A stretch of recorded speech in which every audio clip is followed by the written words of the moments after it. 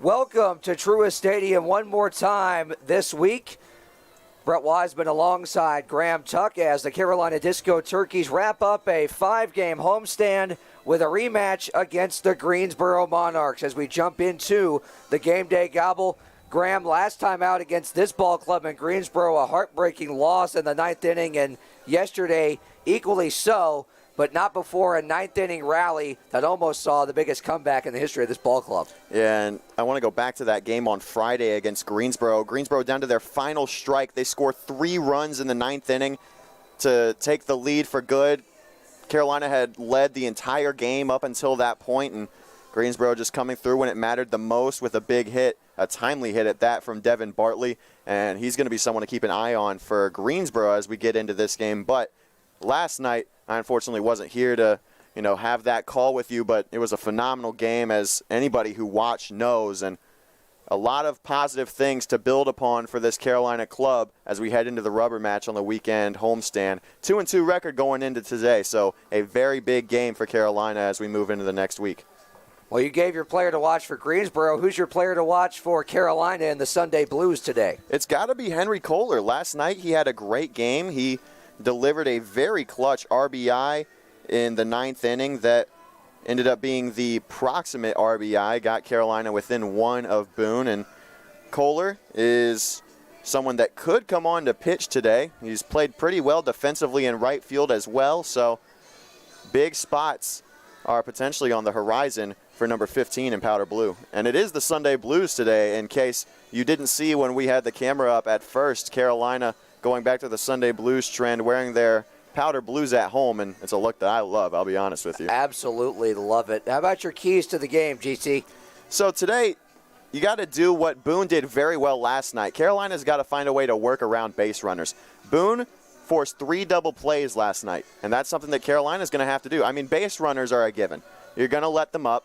Chase Locklear is on the mound tonight. We'll get to the starting lineups later, but he's a guy that can throw very well, but base runners are going to happen. It's just a given in a ball game, so you got to find a way to work around them. You got to strand base runners, and you got to make the double play ball happen when you can get to it. Then you also have to play clean in the field as well. Like, you can't screw up routine plays in the outfield or in the infield, and Greensboro is a team that's going to capitalize on those chances if you give them to them. So you have to make sure that you're on your best when you're in the outfield. And then the other key today is being able to string together hits.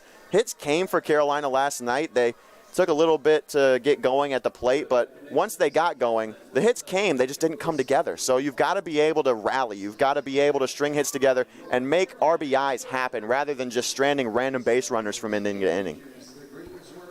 Let's get to those starting lineups for you this afternoon. Those are presented by Foothills Brewing. Try Foothills great craft and beer and coffee at any of their 3 Triad locations. Find out more at foothillsbrewing.com. First for the Greensboro Monarchs, Justin Guy will lead things off in center field. Isaiah Rem hitting second at shortstop. Colin Fowler, the right fielder, hits third. Devin Bartley, the hero Friday afternoon behind the plate, hits in the cleanup spot. Isaiah Hairston, the first baseman, hits fifth. Alejandro Rodriguez, the hero on the mound, Friday hits sixth, playing second base. Brendan McMillan, the designated hitter, hits seventh. Bank Starbuck, the third baseman, eighth. Devin Tompkins, the left fielder, hits in the ninth spot. And on the mound for Greensboro, it's Griffin McNeil. For the homestanding Carolina Disco Turkeys, Deion Tubbs leads things off in center field. Kicks Farrell at shortstop, hits second. Logan Conklin playing second base today, hits third. Dino Tharp, the third baseman, hits in the cleanup spot. Trey Newman, the catcher, fifth. Dane Stewart, the Demon Deacon right fielder, hits sixth. Christian Izell, the designated hitter, seventh. Keaton Westhoff gets the start in left field, hits eighth. And DJ Musser hits ninth, playing first base. And as GT told you, Chase Locklear on the mound for the Funky Chickens. First pitch. Oh, I apologize. This is going to be a really big game for Carolina. I cannot stress it enough. They had some momentum in every single game so far this weekend. The best stretch of 4 games that we've seen Carolina play in a row so far this season. And this is a big momentum game as we get into the next week of Carolina Disco Turkeys baseball. Little League Sunday here at Truist Stadium. If you haven't made it out to the ballpark yet, if you get the kiddos in their baseball or softball Little League uniforms, free admission for you to the ballpark on this beautiful Sunday afternoon. First pitch coming up next. Monarchs, Disco Turkeys, the rematch next.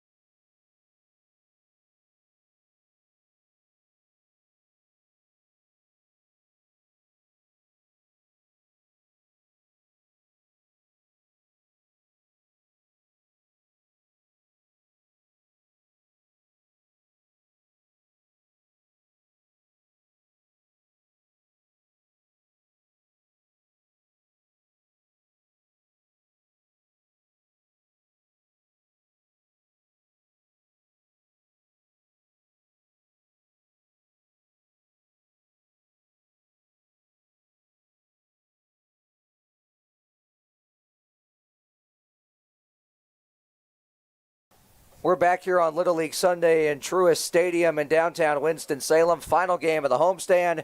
Graham Tuck, who are you looking for today outside of Henry Kohler if he does get in the ballgame? Well, Henry Kohler, I'm pretty certain he's going to get into the ballgame, but I understand that for some of you guys, it might be a little bit too long to wait for that. So if you want to look at somebody in the starting lineup who has a chance to make a big impact today, it's Trey Newman for me. He was listed as the catcher in the starting lineup, but instead he's out there at second base, I believe. He and Logan Conklin have switched positions. Conklin, when we got the lineup card, was listed as the starting second baseman, Newman the catcher, and since that has flipped as number 5 is out there at second base. So Trey Newman last night against Boone had a pretty good day, 2 for 4 with 2 singles and an RBI, and that RBI was part of that 9th inning rally that got things going for Carolina in the potential comeback against Boone. So Trey Newman defensively at second, batting 5th in the order. Number 5 in your programs, keep an eye out for him. First pitch there from one of the Little Leaguers in attendance today. Again, a reminder, if you would like to make it out to the ballpark, if you put the kiddos in your Little League baseball or softball uniforms from the spring and summer, free admission here at Truist Stadium in downtown Winston-Salem. The Sunday Blues for the homestand in Carolina 9. And hopefully the scattered showers that have been in and around Winston-Salem and the surrounding areas will stay off to the east there. As you can see, the cloud cover over above the left field wall, above those apartments over there here at Truist Stadium. We'll be back here next week with 4 games for you. July 1st through the 4th. And Tuesday night prior to, we will be in Thomasville as Chase Locklear finishes his warm-ups. He's already lost his hat, so we're off to a rousing start in that regard. But he's letting the hair flow. That's the important part. Oh, absolutely. And as we look at the hourly forecast here in Winston, it looks like we might be able to get through this one. It's kind of overcast right now. If it's going to rain, it's going to happen early in the ball game. So pretty decent chance that we'll get this game finished out. Something to note as we take one last look at the starting lineup tonight. No Austin St. Laurent tonight. That could prove to be big, but in his stead, we have Dino Tharp at his third base position. No Kason Haggard either. Yeah, no Kason Haggard yesterday either. Didn't make an appearance at all. A much-needed day of rest for him, though, I would say, after playing for sure. the first 3 games of the homestand and then pretty much that entire road trip. Justin Guy digs into the right-handed batter's box. He's set to go. Lockler's first pitch is hit on the ground to third, and at 2:02 first pitch time, 1 pitch, 1 out. A ground out to third, and the aforementioned Dino Tharp makes the play for out number 1. Already holding his own over there at the hot corner. First pitch, pretty hard hit, ground ball by Guy, and Dino holding his own over there as said. Lockler comes into this one. This is his first start. Got 2 appearances on the year. This will be number 3, 4 2/3 innings pitched, 7 hits, 4 earned runs, 5 walks, and 2 Ks. Lockler's first pitch to Isaiah Rem is on the outside corner for strike 1. Lockler's a guy that I wish we have seen more of so far this season. Just haven't traveled a lot with the team, but he's been good when he's been on the mound. That's down and in, ball 1. Conklin behind the plate, as we told you, a last-minute position swap for Conklin and Trey Newman, who caught all day yesterday. Might have had a little bit to do with it. Christian Ezel, the third catcher on the roster, as the designated hitter this afternoon, as Rem fouls the 1-1 back, and Lockler's ahead in the count 1-2. Yeah, and we talked about it 2 nights ago. An embarrassment of riches is what you'd call what the Disco Turkeys have at the catcher position. Ezel, Conklin, and Newman, all 3 starter-worthy, but you got to find ways to work them into the lineup. The bat plays. That misses just outside, 2-2. Very good spot. Yeah, Lockler a bit frustrated with the call, but you said it, really good spot. That's a spot you can live with and a call you can live with. It's only 2-2 in the count now. Good pitch. 2-2. Breaking ball misses upstairs. Count goes full 3-2 as the sun starts to peek out here in the Twin City. Crowd still filing in here. Full count, top first, 1 down. Swing and a miss, strike 3. Good fastball up and in, got him swinging, 2 down. And for Lockler, that's a really good showing there. You see him there, the hair sticking out of the hat. He's been working so far in this inning. Only 7 pitches, 2 outs. Good start to the game for him. That's what they call show hair right there. A little shredded lettuce action on a Sunday afternoon. The first pitch to Colin Fowler, the right fielder, over his head into the backstop for ball 1. And Fowler has switched spots in the order with Devin Bartley since Friday.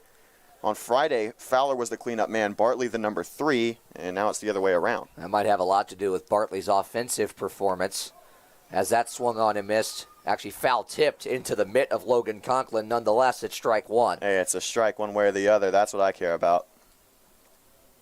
1-1 on the way. On the outside corner, good breaking ball, strike 2.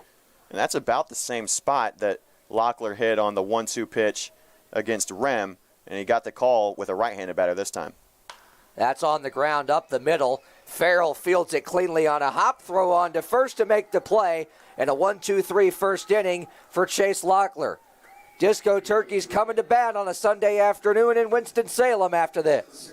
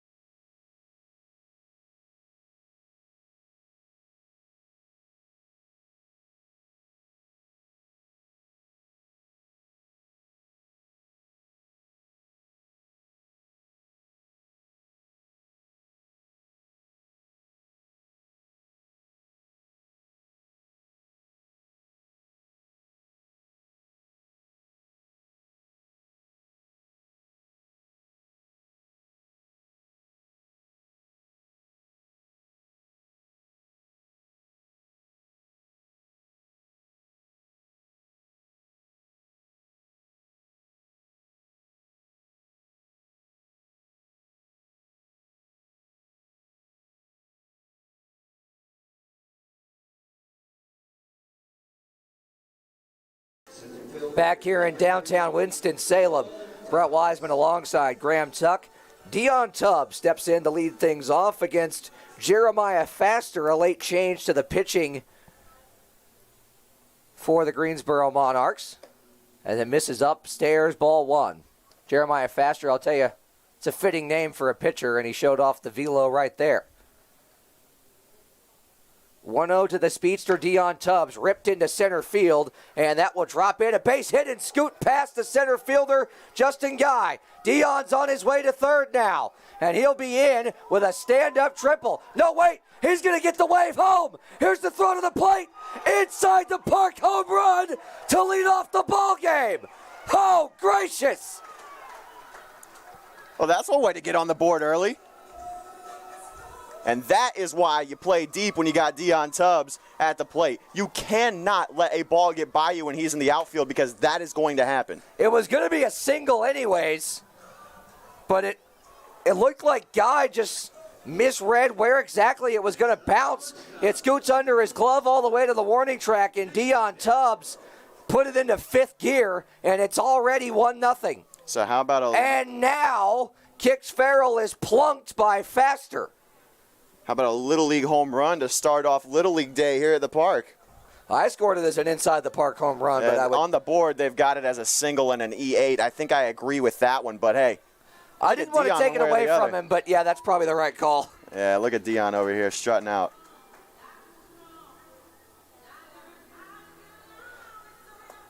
The most exciting start to a game we've seen yet. And Logan Conklin now steps in after Farrell is plunked in the back. And another base runner already. Conklin steps in and takes strike one on the inside corner. And this is a similar start Carolina had the last time out against Greensboro. 0-1. Hanging breaking ball, but all Conklin can do is drop to a knee and foul it off for strike two. And as I was saying, against Greensboro, Trey Cooper, the starter on Friday night, made a couple of errors, and both of those guys ended up coming to score. Farrell's on his way to second. Pitch misses high. Throw down into center field. Farrell's going to try and make his way to third, and he will get there standing with nobody out. So score that a stolen base and an E2 to allow him to reach third.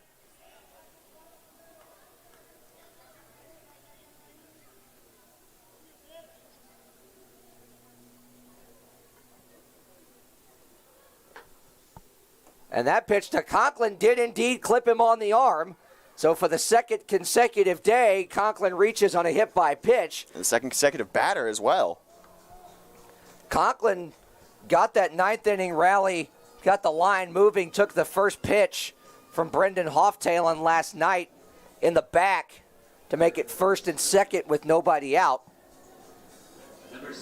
And now Dino Tharp with runners at the corners and nobody out, a chance to add to the early lead. This is trouble. Dino swings and misses as he gets tied up in knots on the inside fastball for strike one. That's a great pitch and a great spot from Faster. 0-1. On the inside corner again, pounding it in there on Dino, 0-2. That was the MO against him last night from Boone's pitching staff, and they held him in check. 0-2. Down the right field line, that is a fair ball into the corner. It'll one-hop off the wall. Conklin will get the hold at third. Farrell scores. Tharp into second with an RBI double, and it's 2-0 Carolina. And still no outs, two runners in scoring position. This is exactly what Carolina wanted to start this off.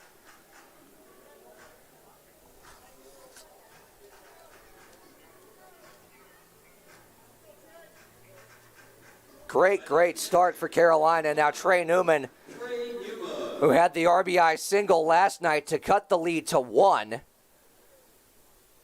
Cut the lead in half. And then came around to score on Kohler's single. And Big Trey looking to get a hold of one here. Second and third, nobody out.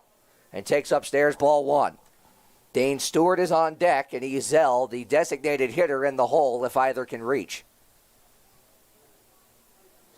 Even if they don't, he's still got a chance to come up. No outs still. 1-0.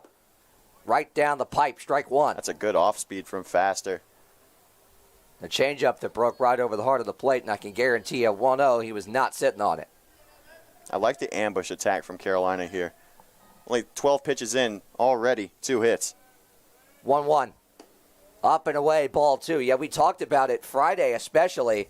A lot of guys against this Greensboro pitching staff seem to be a little bit tentative. I'm loving the aggressiveness early on here. One thing to note is that the shortstop for Greensboro, Isaiah Rem, is playing in. Newman through the hole, left side, base hit. That'll score 1. Conklin will make his way home. It's 3-0. Tharp stops at third, and Newman aboard with an RBI single, the third of the inning, driven in for Carolina, and there's still nobody out. This is exactly what Carolina needed today. They've been close in each of the 2 losses that they've suffered this weekend. Of course, won the first 2 games, and this is what they need to get back in the swing of things before the Locos on Tuesday. Runner goes, and Newman will steal second after an attempted back pick or a fake back pick down to third. It's a called strike to Dane Stewart. So 0-1 the count, but more importantly, Newman moves up to second with nobody out. Well, and I want to talk about, as I mentioned, Rem was playing up when there were 2 runners in scoring position. He's not doing the same here. That ball through the 5-6 hole had no chance of getting stopped. 0-1. Stewart, good hack, but he pops it up foul. 0-2. This is the third 2-strike count that Faster has gotten himself into on the mound. Still no outs. Good job by Carolina, 2-strike hitting so far. They're finding ways to put the ball in play and fortunately finding holes. 0-2 to Dane Stewart misses upstairs. Ball 1. Dino stands at third. Trey Newman at second for the Demon Deacon Dane Stewart. And Faster will step off.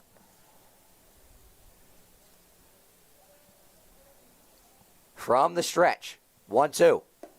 Taken down. Very, very good take right there. Count even 2-2. Yeah, that's a great take. That's a very good location from Faster. Thought he might have had his first out of the inning, but good take from Dane, as you said. 2-2.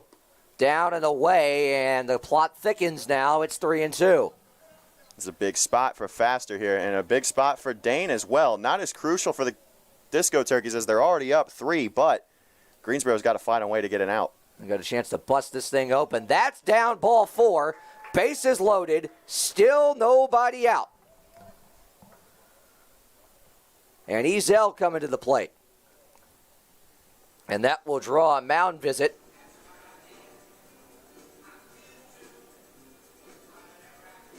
From Greensboro head coach Pella Stokes.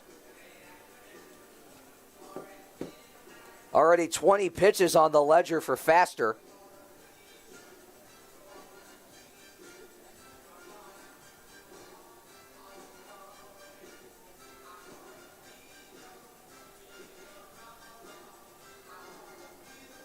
Graham, kind of touch more on what you're seeing so far, the approach offensively from Carolina. Well, as I mentioned, they're going with the ambush attack. I like the fact that they're swinging at hittable pitches.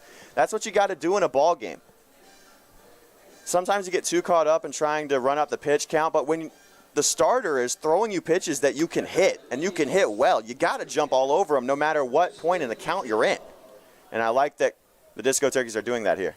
First pitch to Christian Ezel is a grand slam swing for strike 1. Yeah, and he's still keeping the same mentality. You got to get at the pitches that you're able to hit. That one is letter high, perfect fastball to hit over the left field wall, but just missed it.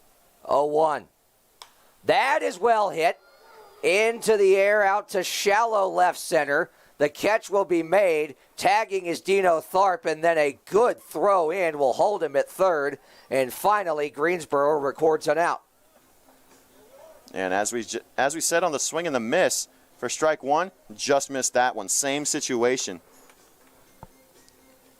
And now Keaton Westhoff stands in. Next up, left fielder, number 7, Keaton Westhoff. Carolina has a chance to potentially bat around this inning. Carolina has not batted around in a game that we've called, mind you. First pitch to Westhoff. Yeah, outside corner, strike 1. Good pitch. And for Westhoff, this is his second start of the weekend. More playing time than he's seen in a single week in a while. 0-1.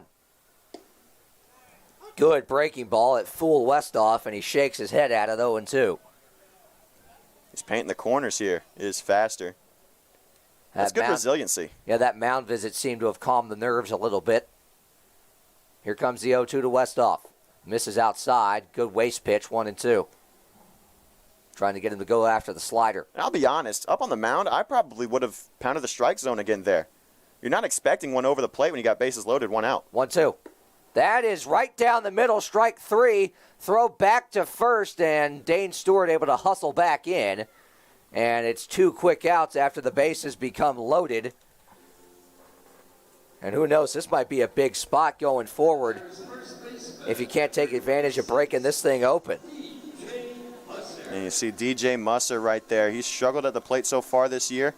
He's been very good in the field, but the bat just hasn't been there. And Carolina is a team that's left the bases loaded a lot this year. You can't do it again. You got to keep getting runs while you can.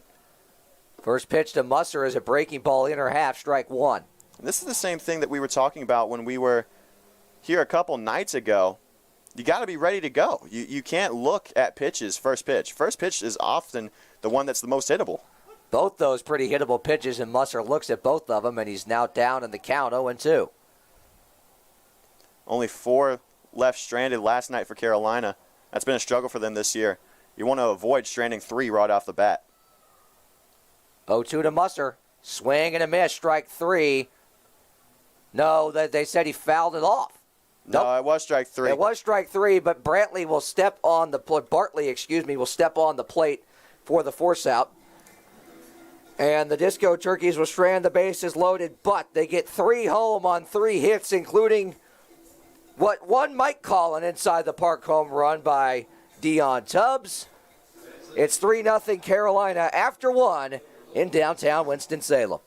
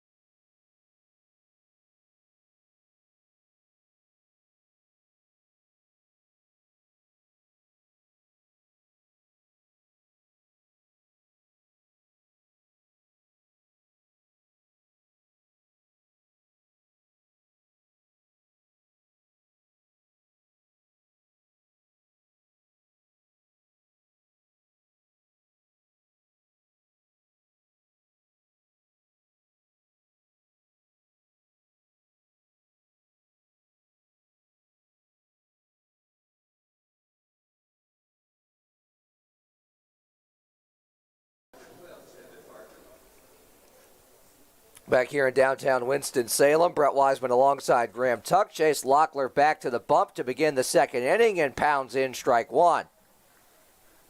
I think you might need a different size hat. It's got to be the hair. It's got to be. 0-1. That is in the air to right off the bat of Devin Bartley. And a lazy fly out to Dane Stewart will record out number 1 in the top half of the second. That's the hardest hit ball we've seen off of Locklear so far today, but the trend continues. He's getting outs one way or the other, either at the plate or in the field. And one of my keys to the game was playing a clean game defensively. Carolina's done it so far. Isaiah Hairston, the barehanded hitting first baseman, steps in and promptly pops that one up to the left side. Kicks Farrell, calls off Dino Tharp to make the play, and it's 2 pitches, 2 outs, or 3 pitches, 2 outs. Efficient nonetheless. This is the same thing we saw from Ben Tanman a couple nights ago. Very efficient pitching. A couple of innings that were less than 10 pitches for him. Locklear's got a chance to do the same. And now Alejandro Rodriguez will step in, the hero on the mound, Friday afternoon, and he takes strike 1. Rodriguez was just a world beater Friday night. It was unbelievable to see. He had no hits through the first 5 innings of his relief appearance. That is on the inside corner, strike 2. Locklear's lost his hat on pretty much every pitch. Oh, I love it. He and I have got about the same hairstyle, I'd say, and so I'm pretty certain that's what's doing him in with the hair, or with the hat, I should say. You would know. It's hard when you got fitted hats like that. 0-2. That is flared out to short. Farrell will make the play in front of Dino Tharp, who is okay, and the inning is over. 1-2-3 again goes Greensboro. Carolina looks to add to the lead as the lineup card flips over. Tubbs, Farrell, Conklin due up when we come back.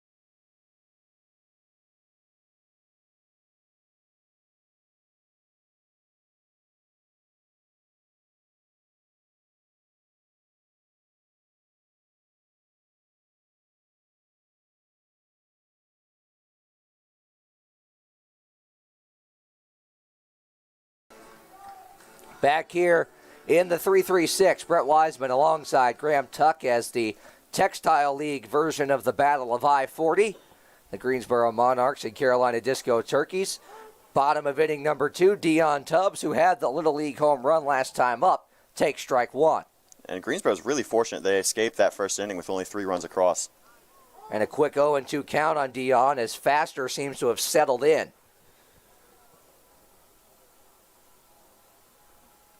Here's the 0-2 to Dion. He takes outside, ball 1. That's good discipline. That's a very, very chaseable pitch. High and away, fastball, 0-2 count. Good job by Dion. 1-2. Same spot, same call, 2-2. And I'll be honest, I thought that one was a little bit lower. I thought that our home plate umpire might have rang Dion up, but again, good discipline there from Tubbs. Faster working quickly. The 2-2 is a little bit further outside, and Dion's worked the count full now. I think the only thing worse than allowing a hit to Dion is walking him in terms of your damage on the base paths. Allowing him on base in general is a bad idea for the opponent, and there's ball 4, and Dion's on for the second time today. And I'm sure he's happy that he's got a chance to steal some bases this time. We stole all of them in one fell swoop his last time. Yeah, but they won't go down in the scorebook as stolen bases, but hey. Might have to have a talk with our statistician to see if we can get that one down as a home run for his records on the year. We'll have a chat with him. I'm sure it'll go over well. Kicks Farrell steps in now, the West Texas A&M infielder. and he pops that one foul on the first pitch, 0-1.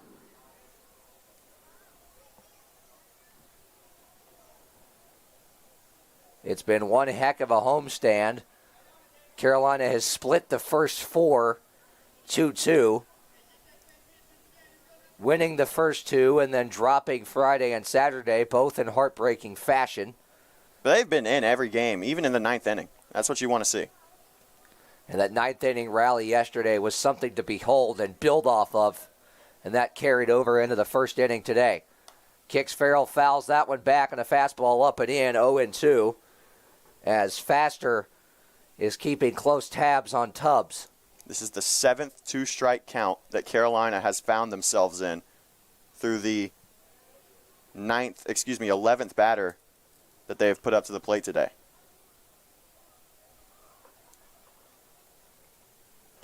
Faster from the stretch. Here comes the 0-2. Dion goes. The hit and run was on, but Farrell couldn't get it into fair play, and it's still 0-2. And a hit and run with Dion Tubbs on first. If it finds grass, that's a run scored. That's an RBI for whoever's at the plate. Exactly. It's lethal. Phenomenal coaching there from Kurt Cabana. 0-2. The count still to Farrell. And a pickoff on Dion. He's back safely. You got to be careful doing that when you're in an 0-2 count. As a pitcher, you're very close to recording it out of the plate possibly, and a number of times Dion has forced pickoff throwing errors from the pitcher. There he goes towards second, and he bluffed it. The throw back is not in time. The pitch missed for ball one. Dion is playing mind games over there at first base. As he should. It's like we've talked about. He knows his role. He's a mental pest. 1-2. There he goes again. The hit and run is on, and it's a fly ball into center that's going to be caught, and Dion's going to get doubled off. And that's the risk you run when you do that with Dion. And I'll be honest, that was not the best read off the bat by Dion on the base pass. I could tell that one had a pretty decent chance of getting caught. And I saw the same. He took a look at it. And then rounded second. But at that point, when you know it's that shallow, what can you do? Yeah, exactly. But a rare base running mishap for Dion Tubbs. You don't see that very often. Well, he's human.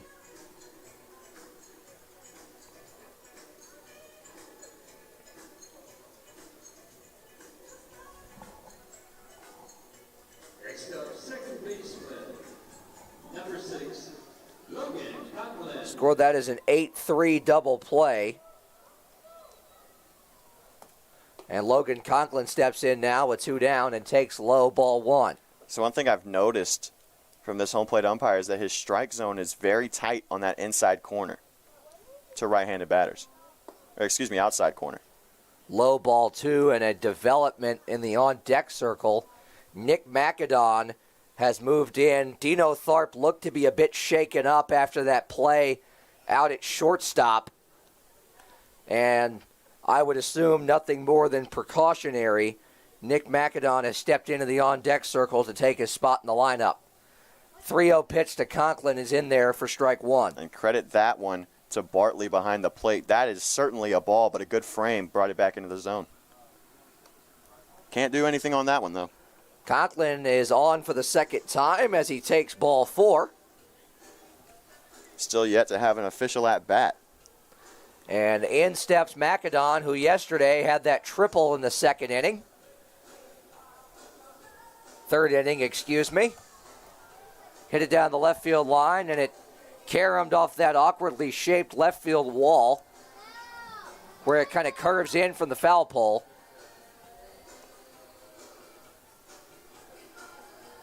And Dino's coming off an injury, as we noted, Graham. Oh, for sure. You got to be careful with him. You need Dino going forward this season, especially in the next week. As big as this week was for Carolina, next week is just as big. Exactly. Jinx. You owe me a Coke float after this. Oh, jeez. First pitch to Macadon in there, strike 1.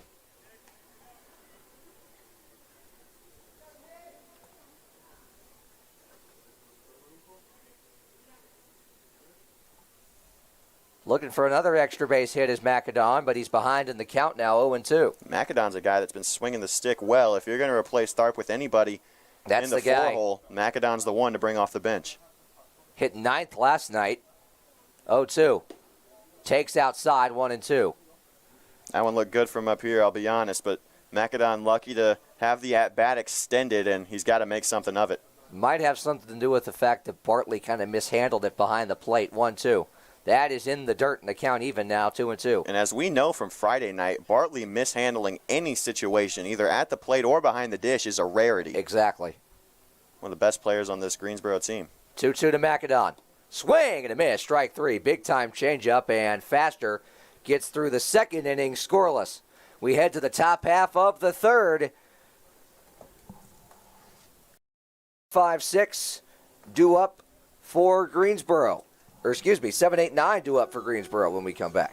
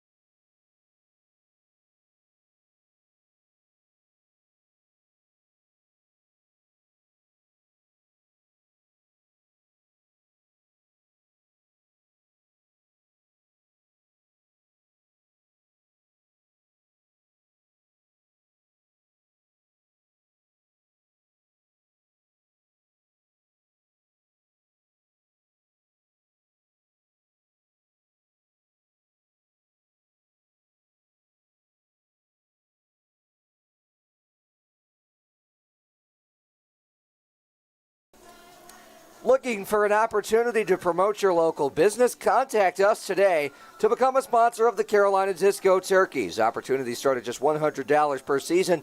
To learn more, message sponsorships at discoturkeys.com. That's sponsorships at discoturkeys.com. Brett Wiseman alongside Graham Tuck, and we got a new third baseman into the ball game, as we mentioned last half inning. Graham, tell us a little bit more about Nick Macadon defensively. Yeah, Macadon's a guy, he started out the season really rough in the field. He had a couple of errors in a game in Martinsville to start the season off, and then as the season moved on, moved around a little bit. He started some games on the mound. He played at second base a little bit, and recently we've seen him more at third, which is a tough spot to really nail down a number one starter for Carolina. You've got so many good gloves on that left side of the infield, but Macadon is very, very capable in the field, and even more so at the plate, despite the fact that he suffered a strikeout to end that last half inning.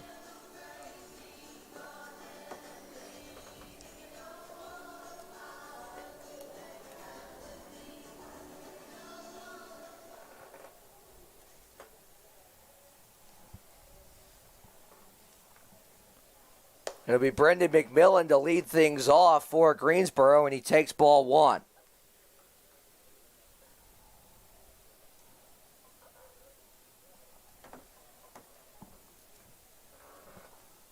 He takes in the dirt now, ball two, and for the first time today, we can say safely a Greensboro batter has been ahead in the count.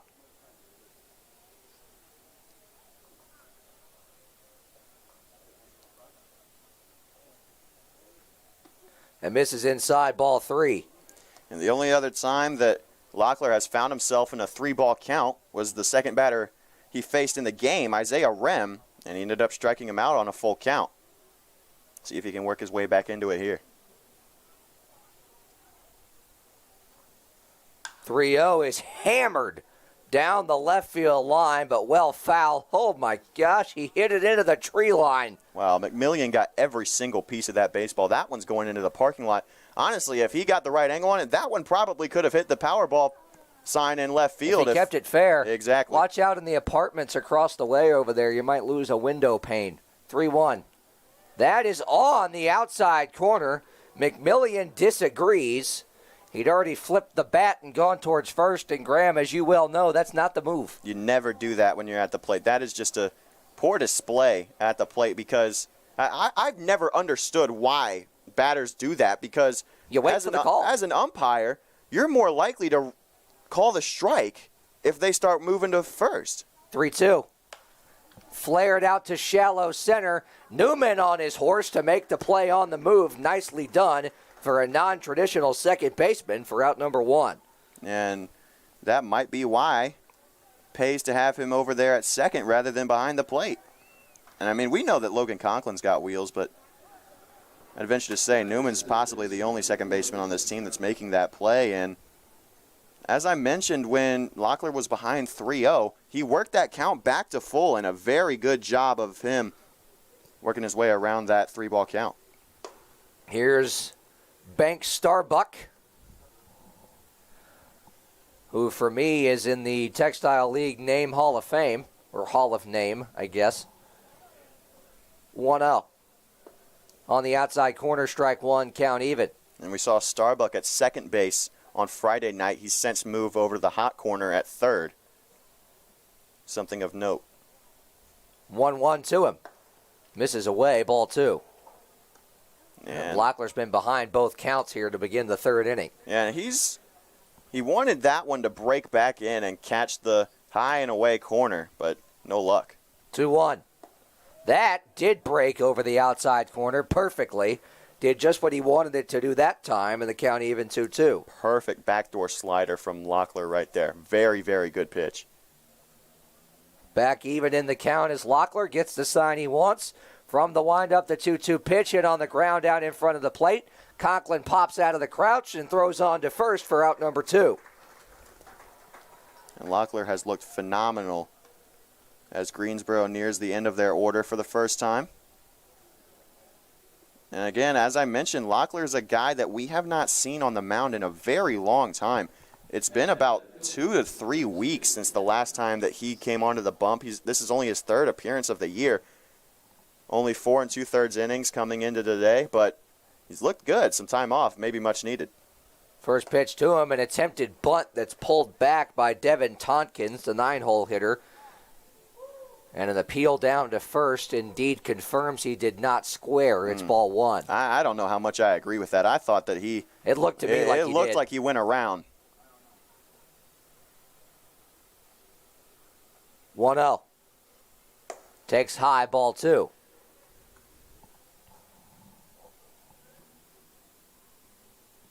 Locklear finally up to 30 pitches, whereas his counterpart, Faster, is above 50. And that hit Tompkins, I believe. I never saw a sign. Or did it hit off the knob of the bat? I think it might have hit some umpire equipment. I thought for sure that one nailed Tompkins in the head. That's what I thought, but he got out of the way of it. It Wow. might have plunked our home plate umpire, but it's ball 3. That is pounded on the outside corner for strike 1. And that's the effect that you have when you come in like that. They're not looking for the outside fastball. When you establish the inside corner, that's what happens. 3-1 misses high, ball 4. And the first walk of the day issued by Chase Locklear. First base runner issued by Chase Locklear. He's been phenomenal on the mound today. Well, there goes the perfect game. In Greensboro, we saw the same thing from them on Friday. They were very, very slow getting into the swing of things, no pun intended, at the plate. No, you definitely intended the ball. I really didn't. I just caught myself as it was coming out of my mouth. But they've been putting the ball in play a lot more than they did on Friday. Locklear only with the 1 strikeout one time through the order. Back to the top of the lineup now, and Justin Guy, who takes high, ball 1. Guy grounded out to third his first time up on the first pitch of the ball game. It's part of a quick first inning for Locklear. 1-0 is ripped down the left field line, but foul, and the count evens 1-1. And one of my keys of the game today was working around base runners. This is the perfect opportunity to ease your way into that defensively. First base runner you've allowed, and it's only a runner on first. There's 2 down. You're in a 1-1 count. All you need is a ground ball or even a fly ball that is an easy pop-up. You just got to work your way around this. You got to strand base runners defensively. Locklear looking to fade the 2-out walk. The 1-1 misses high, ball 2. Conklin fakes the back pick to first and keeps Tompkins honest over there as the count moves to 2-1. And Conklin did not play on Friday when Greensboro came to town the first time, and so they don't know what Conklin can do behind the plate. Pitch misses high, ball 3. Throw down, and Newman could not pick it. So it's a stolen base for Tompkins. The throw was in time, but Newman could not pick it off the one hop. Well, maybe I spoke too soon. That's the first time in a while that we've seen Logan Conklin with a bit of a mishap behind the plate when a runner attempts to steal second base.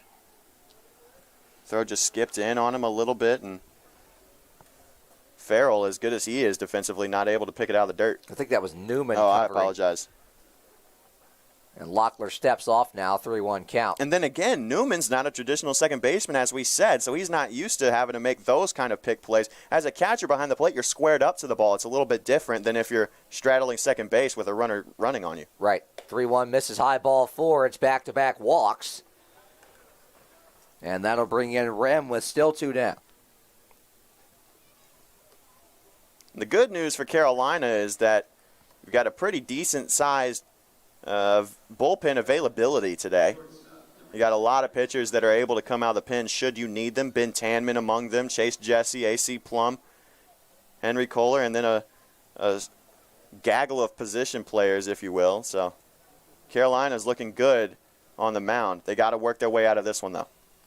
First pitch to Rem from Locklear, swung on and missed. Good off-speed pitch, strike 1. As I mentioned earlier in the inning, Rem is the lone strikeout that Locklear has recorded so far in this one. It came with 1 out in the top of the first on a full count. See if Locklear can be more efficient with it here.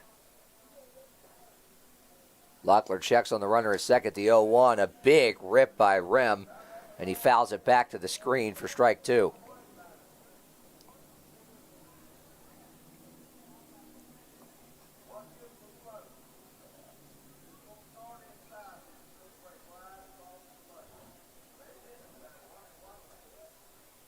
Locklear comes set, and on comes the 0-2. Fouled off again. I'd like to see Locklear try to get Rem to chase a little bit. That's how he got him the first time around. And Rem is on the pitches here. His only swing and miss in this at-bat came on a ball in the dirt. So you know that he's looking to get contact on those ones. And down by 3 early in the game, you should be looking to put the ball in play. Try to take advantage of that on the mound. Locklear again from the stretch. And time is called, as Locklear and Conklin will zero back in and make sure they're on the same page with the signs. Colin Fowler's on deck. He's 0 for 6 against the Disco Turkeys this season. 0-2. Misses high. Both runners bluffed the go on the double steal, and it's nothing more than ball 1. Throw back gets away from Locklear, which is indeed a live ball, but he'll hustle to grab it. And that's a play that can be a whole lot of trouble. Yep. You don't really think about it, but if a ball gets away from the pitcher on the throwback from the catcher, a lot of times if it gets knocked down, it's in dead man's land and it's not moving very quickly. It can take a while for your middle infielders to get to that ball, especially if you got a runner on second. 9 times out of 10, they're going to be safe at third. 1-2. In the air to left. Westhoff on the move, slides into foul territory and makes a spectacular catch to retire the side. Greensboro gets 2 to reach on back-to-back walks, but they leave them both. Carolina coming to bat in the third after this.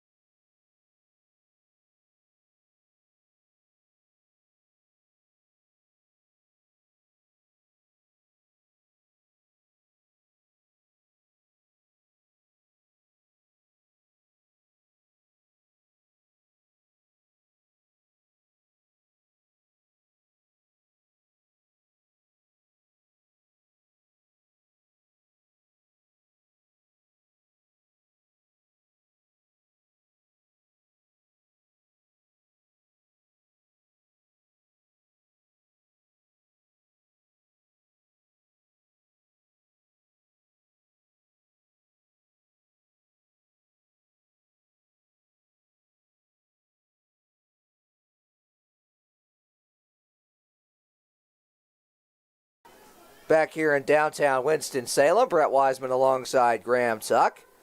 Pitch number 52 of the afternoon for Jeremiah Faster is coming to Trey Newman. And Newman, first time up, RBI single, ended up getting stranded on second, but he was our player to watch today. Keep an eye on him. And he takes that over the outside half for strike one.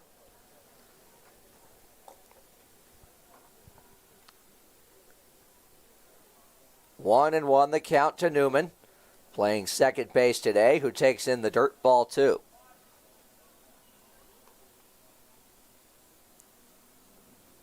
And one thing to take note of if you're watching at home is that on Friday, when Greensboro made their pitching change, there was no activity in the bullpen prior. 2-1, up and in, ball three. And it's a 3-ball count to start the inning to Trey Newman. And part of that, with no bullpen activity, is due to the fact that their lone reliever, well, that, but as well, their lone reliever that pitched in that game, Rodriguez, started and left. Misses up and in, ball four, and it's a leadoff walk to Trey Newman to get the bottom half of the third started for Carolina. But as you said, Greensboro really is strapped for depth. If you look into their dugout, there's only about 2 or 3 extra players, which is part of the reason that Greensboro is very fortunate that Faster was able to work around those base runners that he allowed, stranding the bases loaded in the bottom of the first. And Carolina's got to get another situation like that on his hands. Dane Stewart steps in after the leadoff walk and takes a fastball right at the knees for strike one. Ezel is on deck. The 0-1 to Dane Stewart is a good swing, but foul back. It's 0-2.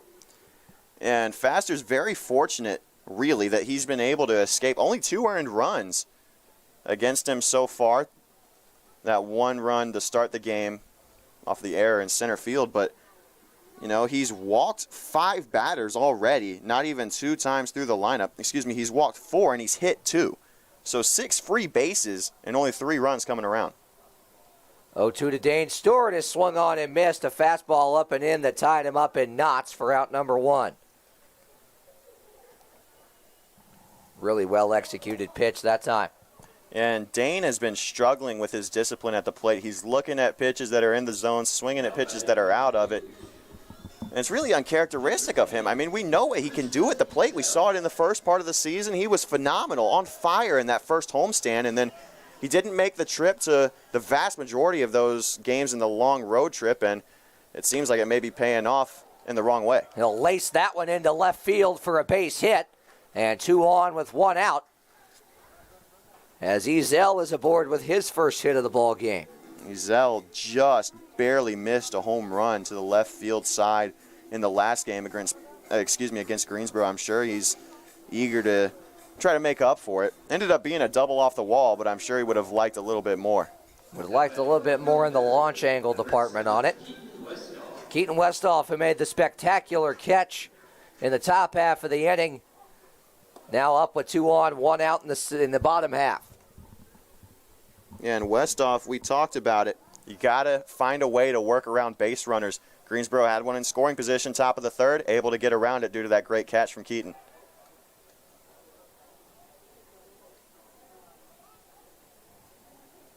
One and 0 is the count to Westhoff.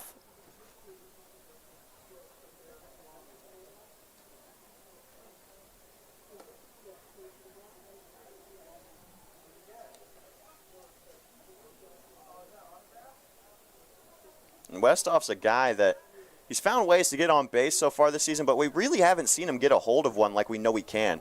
We know he's got the pop, that's for sure. The 1-1 misses low, 2-1.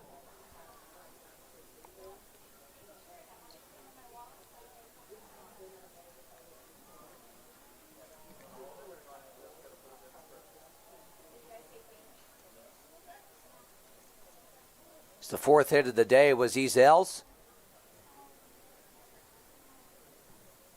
Westhoff trying to pad the lead for the Disco Turkeys. The 2-1 is popped foul and out of play into the crowd.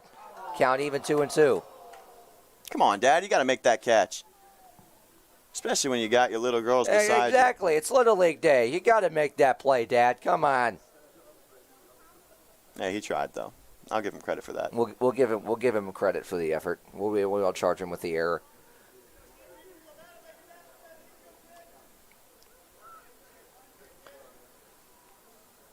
Keaton Westhoff will step back in, choke up on the bat. The 2-2 is flared out to shallow right center. That might get down. No, good running catch right there at right field by Colin Fowler for out number 2. That would have been a big momentum boost for Carolina. Would have gotten the bases loaded with only 1 out. Second time the bases would have been loaded today, but unfortunately, Fowler making that great catch out there, getting a good read on the ball off the bat, and it brings up DJ Musser, who, as we've touched on, is in a bit of a slump at the plate, but good as time as ever to get out of it. Just as I said with Henry Kohler yesterday, who was 0 for 3, no better time to break out of a slump than right here. He takes in the dirt ball 1. Well, in Kohler's case, there really was no better time. In Exactly. the 9th, down by 4 in a big rally, but for Musser, you gotta get the bat going. 1-0. On the ground to the right side, foul towards the Disco Turkey dugout, and the count evens at 1. And one thing I've seen from Musser's swing is that his bat head is lagging behind the rest of his hands. He's moving his hands quickly, but he doesn't have the right bat angle to make solid contact, and it results in his swing looking like it's really slow. Here comes the 1-1. Foul back. That was a pretty good hack right there. That 1-2. it was. And whatever the numbers may say about Musser at the plate this season, we can tell that he's improved each and every pitch, not even going from at-bat to at-bat. So only a matter of time until number 26 in blue breaks out.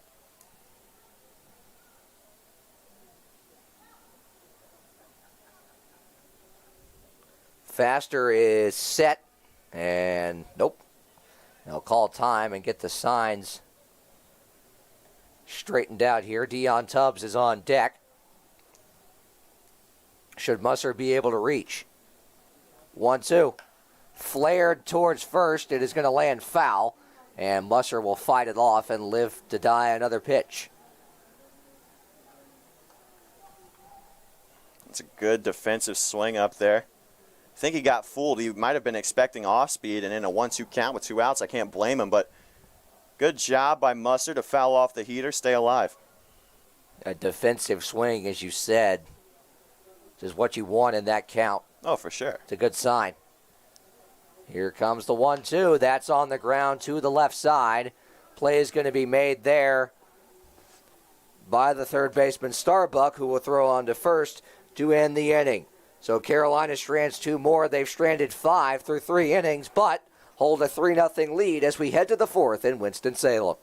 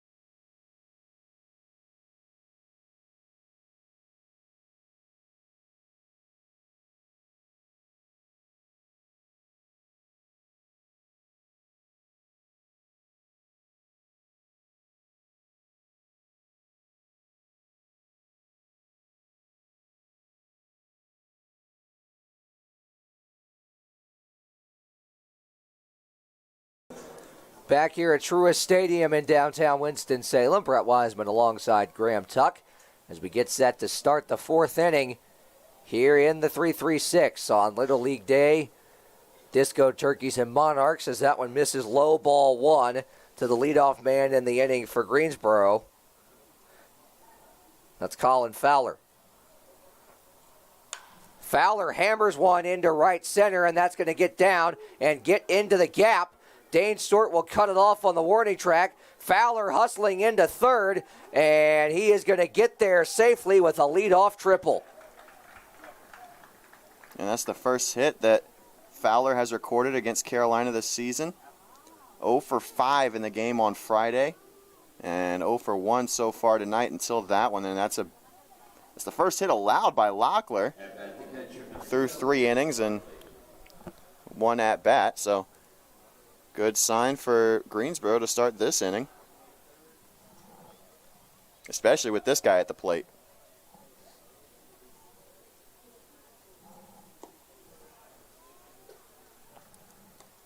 And that is ball one to the aforementioned Devin Bartley, who, as you noted, Graham, had the big hit Friday evening to give Greensboro its only lead of the ball game, and they held on to win it 5-4. That's in there, strike one. Phenomenal pitch from Locklear. Didn't make the same mistake on the 1-0 pitch that he did to Fowler. Just put a fastball right over the heart of the plate, and Fowler took it the other way, and the off-speed got Bartley. Big-time fastball, and Bartley's behind it for strike two. That's how you deliver the fastball right there. Surprised the hat didn't come flying off. Yeah, really. He might have switched sizes in between innings. 1-2. Did not miss by much, and now the count even, 2-2. And all day long, that outside part of the plate, that outside corner to a right-handed batter has been really, really tough for pitchers, particularly Chase Locklear. Very much a hitter's strike zone on that side.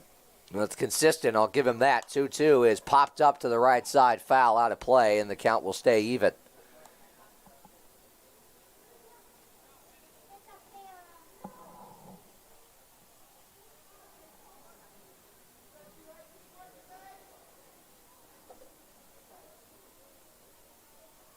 Another 2-2.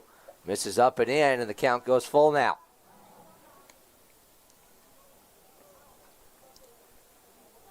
This is the third full count that Locklear's gotten himself into so far today, and both of the previous two ended up in an out. See if this one goes the same way.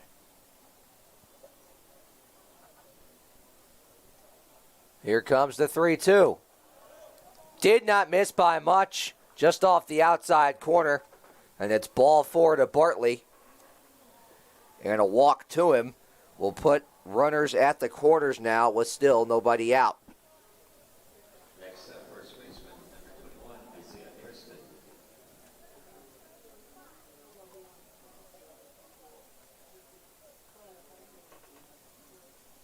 Isaiah Hairston will stand in now.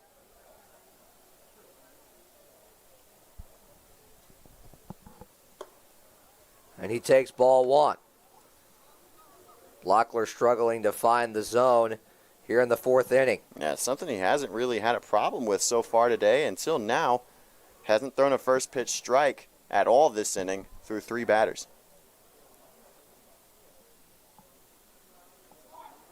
Going for second. The throw is high. The pitch was high. The throw down looked to get him, but he's called safe as it appears he might have gotten underneath the tag. It was a pretty good throw from Conklin, but Bartley steals second, and it's second and third now with nobody out. And Conklin's got to get that throw down. He hasn't been on his A game in terms of throwdowns as we've gotten used to from him behind the plate. And as you mentioned, Bartley just barely getting under that tag at second base, and a throw that's even a couple of inches lower, he's probably tagged out. And AC Plum's on his way to get loose in the bullpen for Carolina. And A.J. Lewis has made his way out to the mound to have a chat with Chase Locklear. As there you see AC Plum, big number 29 in blue, making his way out to the bullpen to get ready. 54 pitches now for Locklear. And I'm not really sure what changed. It might have been the triple that he allowed to Colin Fowler, but just seemed dominant on the bump in the first 3 innings and the complete opposite so far in the 4th. 2-0. That is over the inside corner for strike 1, 2-1. And I tell you what, if that's a right-handed batter, that's ball not 3. Exactly.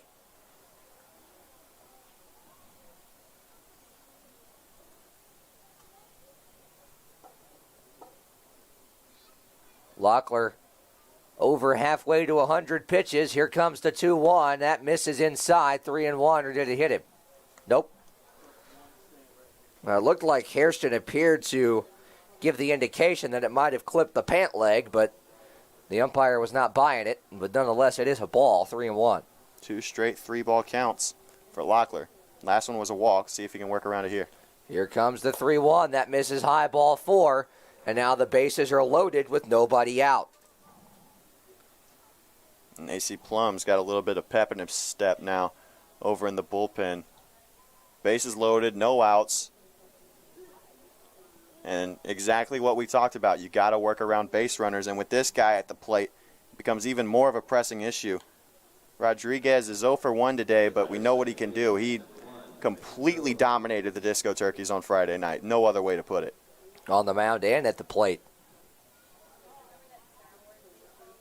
Corners are in. Play at the plate with no outs.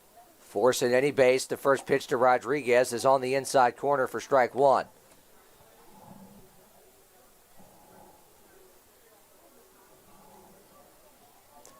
The problem with this is that you've got a lot of room in both the 5-6 hole and the 3-4 hole. Corners in and the middle infield playing double depth.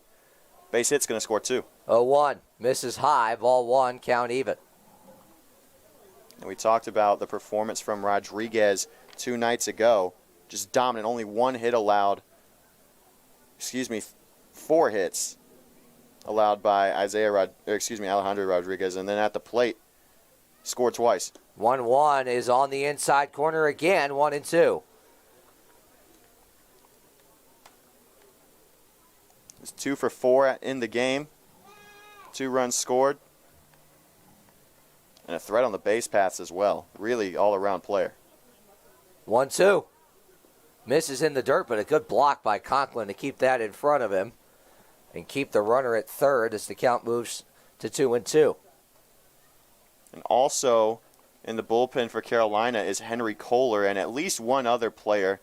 I believe it to be Scout Nichols. Kohler might just be one of the catchers down there. 2-2. That's well hit into center field. Dion Tubbs will have a play on it. He's called off by Keaton Westhoff, who will make the catch. A run will score. Bartley will tag and go to third. It's Fowler who comes home on the sac fly, and the Monarchs are on the board. It's a 3-1 ball game. Yeah, you can't really do anything about that if you're Carolina. Bases loaded, no outs. Things are going to happen, but you got to minimize it. Now you've still got the double play ball in effect. You'll trade the out for the run with bases loaded, nobody out all day.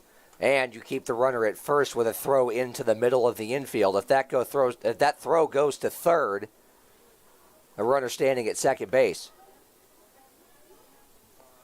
Now in steps McMillian, the DH, takes ball 1. Now up to 63 pitches is Locklear.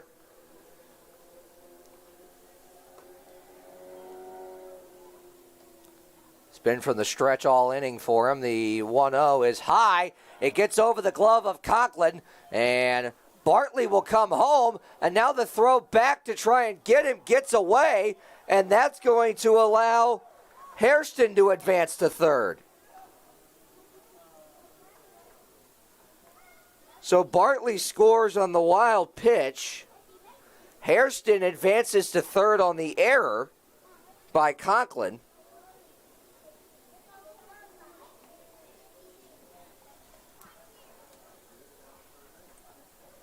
And now a runner at third and one out. Big swing and a miss by McMillian for strike number one. Big swing and a miss, but a bigger pitch from Locklear. You got to get back in the count. Whole infield's in right now. I don't know how much I agree with that. Yeah. It's early in the game, despite how it may feel. You can afford to give up the tying run in the fourth inning. And misses outside 3-1. Well, it wouldn't be the worst thing in the world to walk him here and then reset up the double play. Yeah, but then you see what happened last time. Yep. And Bank Starbuck is no slouch at the dish either.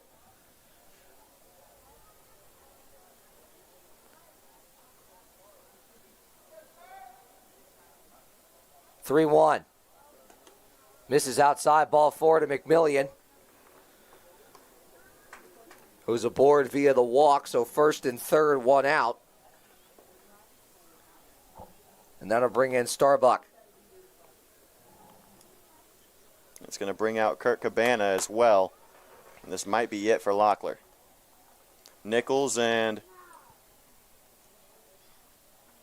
Plum both have been getting loose in the pen, and it's going to be Scout Nichols. It is going to be Scout Nichols, and something else to note after Locklear makes his way to the dugout. Also making his way out to the bullpen for Carolina is Dino Tharp, but unfortunately for Dino, he's on his way out there in gym shorts rather than baseball pants. So it appears that Dino is 100% done for the day as Nichols makes his way out to the mound. Purely precautionary, I would say, as Scout Nichols comes into the ball game. His 10th appearance on the year. He's given up his fair share of runs, but we've seen him battle in all his outings, and that's what matters. Yeah, it is. And for Scout, he pitched really well against Greensboro on Friday, so I can't say I'm surprised at all that he's the first one to come out of the pen for Carolina. He was dealing in the 8th inning when Greensboro had a threat looming, and he forced a double play ball to get out of that inning, and then was pulled before the 9th. And then Zane Beaver came in, and we know what happened there. But for Scout Nichols, he pitched, as I said, he pitched really well on Friday, and I'm hoping to see him do the same here this afternoon. We know what he's capable of on the bump, as he'll try and get Carolina out of this fourth inning, at least with the game tied.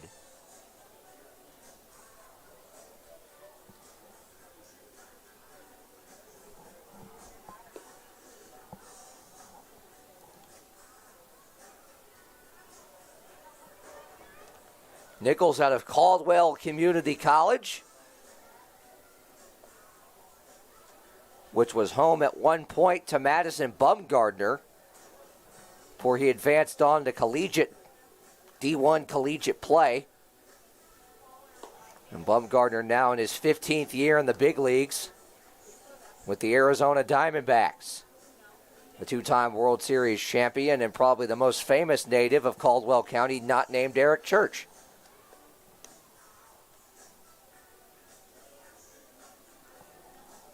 In my estimation, two-time World Series champion and World Series MVP. I think that might get you over the better hump. than platinum award-winning country singer, but. And I'm looking out towards the Carolina bullpen, and Henry Kohler, Caleb Smith, Bryson Beber, Jeff Davis, and D. Hawthorne are all making their way to the batting cages, so they will likely see some playing time, at least at the dish, if not in the field. Bank Starbuck steps in now. Scout Nichols gets ahead with strike one. A very good pitch on the outer half, and an important strike one at that. And final line for Locklear, 3 1/3, 16 batters faced. Only one hit, but 5 walks issued. 2 runs so far, but he's on the hook for both base runners right now. That is hit up the middle by Starbuck or to first. Musser will get the out at second. Starbuck is safe at first. The run will score on the fielder's choice and tie the ball game at 3. But you know what? That's okay. That's the right play by Musser, and a good play by Musser to keep that ball in the infield to even get one out. That was a very well hit ball by Starbuck, and he's fortunate that, Nichols is fortunate that that ball didn't leak into the outfield, and we might have runners on the corners again if that had happened.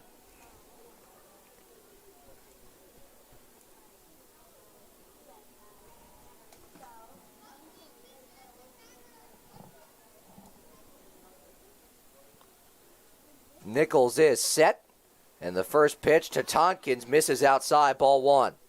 And Tompkins was walked his last time up. And Nichols is going to be doing everything he can to make sure that that doesn't happen again.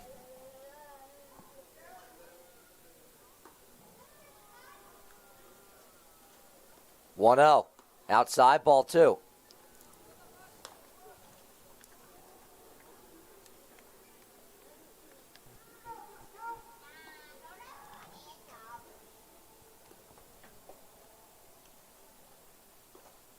Nichols trying to work out of this with the game still tied. Fly ball out to right. Dane Stewart will settle under it to make the play, and that will retire the side. Scout Nichols works out of the jam, but Greensboro scratches across three to tie the ball game as we head to the bottom half of the fourth in the tie ball game.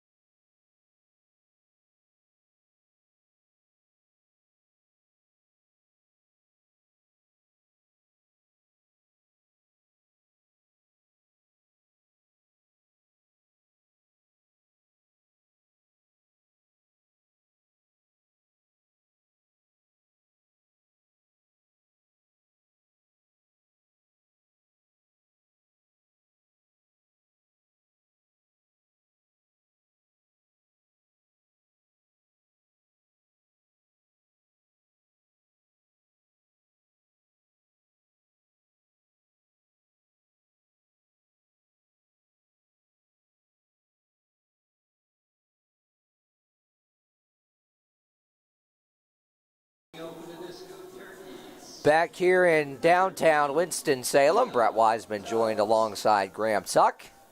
Dion Tubbs will step in for already his third plate appearance this afternoon.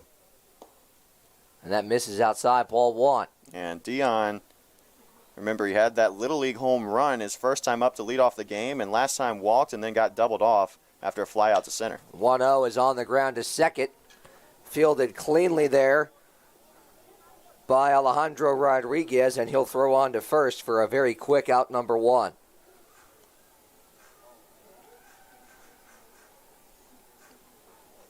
That's consistent with what Dion's been doing at the plate lately, though. He's putting the ball in play, not striking out a whole lot, and that's a good change from what we had seen towards the tail end of that road trip in the first part of this homestand. Starting to swing the bat a whole lot better compared to what he was 4 to 5 games ago. Now in steps Kix Farrell with nobody on and one out. First pitch to him is taken right down the middle for strike one. And Farrell was on that absolute tear. End of Thursday going into Friday. He was 5 for 5, and then since then, he's got a goose egg. He's come down to earth and misses low, ball one. That being said, he did come around to score after he was plunked in the bottom of the first and ended up stealing second and then advanced all the way around. off of an RBI single from Dino Tharp.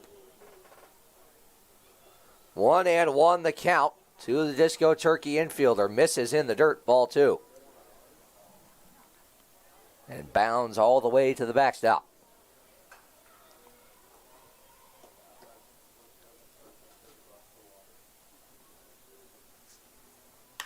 Farrell hard hit on the ground to short. Fielded cleanly by Ram, and a throw on to first will get Farrell by a step for out number 2. Yeah, good play there by Rem. Not exactly pristine technique. He played that ball kind of off to the side, didn't completely square it up with his body. And when you do that, you take the risk that if you don't catch it cleanly in the glove, or if it takes a hop on you, it's getting into the outfield. But didn't end up coming back to bite him, and it's out number 2. So in steps Logan Conklin, trying to keep this bottom half of the 4th inning alive. Takes inside, ball 1. Conklin still, as we mentioned this last time he came up, he's still without an official at-bat. 0 for 0 with 1 hit by pitch and a walk. Ended up coming around to score as part of that 3-run first inning. One of the bigger bats in this lineup. He's not hitting third by accident. 1-1. Down and away, 2-1. And the Disco Turkeys batter has gotten ahead in every count this inning, but still 2 outs on the board. 2-1 on the outside corner, 2-2. And that's a pitch that's been called a ball on that outside part of the Every plate. time until now. 2-2 count to Conklin. Up and in, did he go? No, count full, 3-2. Was not even close, not even worth an appeal. The bat didn't even break 90 degrees, Nope. let alone 180. 3-2 is the count. That is right down the middle, strike 3, and Conklin knew it. So that will end the 4th inning. Carolina goes down in order. We got a tie ball game as we head to the 5th in Winston.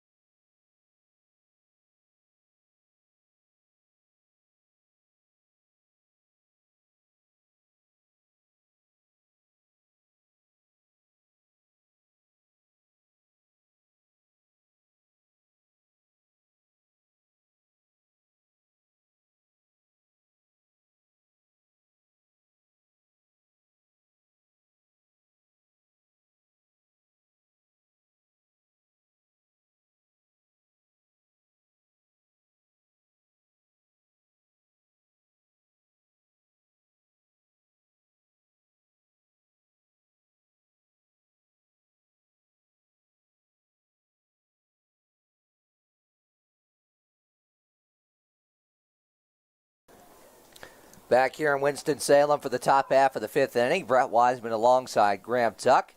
Greensboro looks to build off, scratching across 3 in that 5th inning, and Justin Guy will lead things off. Yeah, top of the order due up, 1, 2, 3. Same thing for Carolina in the last half inning, and they went down in order. Scout Nichols is going to have a tough task ahead of him if he wants to replicate it. First pitch missed for ball one from Scout Nichols, just his 6th pitch so far. And that misses outside again, ball 2.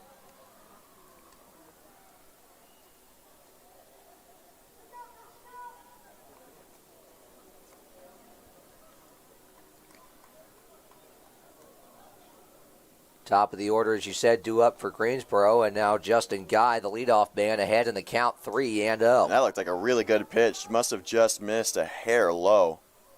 Very close from Nichols. 3-0. That is over the inside corner, strike 1. Now it gets interesting. Every time there's a 3-0 count and then a called strike 1, it gets really interesting to the mindset of the hitter. 3-1. Fouled back, and now Nichols has worked the count back to full, 3-2. And the advantage almost always goes to the pitcher when a hitter is up 3-0 and then finds himself in a full count. You get in your head a little bit at the plate. It takes a really strong mentality not to let that happen. 3-2. Fouled back once again. Pretty good swing by Guy right there to fight that one off. Oh, for sure. And Guy was a big part of that game for the Monarchs on Friday. He had a double in the 5th inning, and it was kind of the one that kind of broke down the dam that had been set up by the Disco Turkeys pitching, and then it was all over after that. That is on the outside corner, strike 3 called. Good stuff, Scout Nichols, 1 down. Yeah, there you go, Scout. That's the way to work around a 3-0 count. And that's one thing that the Disco Turkeys pitchers have been really good at this year, specifically working their way back into a count after getting down 3-0. Very few 4-pitch walks have been issued by Carolina this season, specifically in the last week or so. Scored a backwards K to start the 5th inning, and that's on the ground to the left side. Macedon cannot make the play as it took a nasty hop on him, and Rim will reach with 1 down. And that's a tongue twister. I don't blame you for that one right there. But Macedon, we talked about it when he came in for Tharp. He's a guy that has been very, very sound defensively this season, and uncharacteristic right there. A good job by Nichols to force the ground ball. And, you know, Macedon, you got to find a way to work around it now. Second error of the ball game for Carolina as that is over the outside half for strike 1. It's not on the scoreboard as an error yet, but I've got it down as such in my scorebook. It's a play that Nick, I think if you ask him, he thinks he should make. That's on the ground to the right side. That's going to get through the whole base hit as Musher was holding the runner on. Throw to third, not in time. No, they got him! Oh, man! What a laser from right field and Dane Stewart. It looked like he got underneath the tag, but a great job of holding it on over there at third by Macedon for the 2nd out. And that is exactly how you work around base runners. Phenomenal job all the way around. That was one that I was going to be very, very picky about. DJ Musser electing to go straight to the bag rather than trying for that ground ball, but Dane Stewart picks his teammates up and fires a phenomenal throw from right. That is poured in for strike 1. Bartley's 0 for 1 today. He walked in this last inning and ended up coming around to score, but the first time flew out to right. 0-1. Swung on and missed. Throw back to first, not in time. Very close there. Best throw we've seen today from Conklin behind the dish. That's what we're used to from him. To be back in a rhythm in that aspect of things. 0-2 the count to Bartley. And time is called. I think there may be a loose ball at the backstop. And for what I believe to be the 3rd time today, AC Plum is up and stretching in the Carolina bullpen.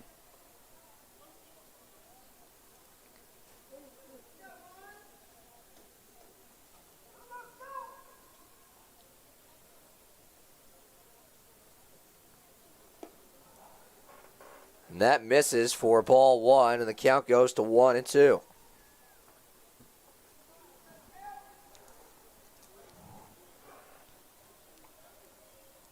Nichols a check on Fowler at first. We're going to have time called again. Oh, no, never mind. Swing and a miss. Got him. Strike three. Loose ball doesn't even matter. Nichols gets the strikeout swinging. The second for him of the inning. Works around the error thanks to the throw from Dane Stewart in right. And it's a scoreless top half of the fifth for the Disco Turkeys. We're halfway through this one on Little League Sunday in Winston-Salem. Carolina coming to bat after this.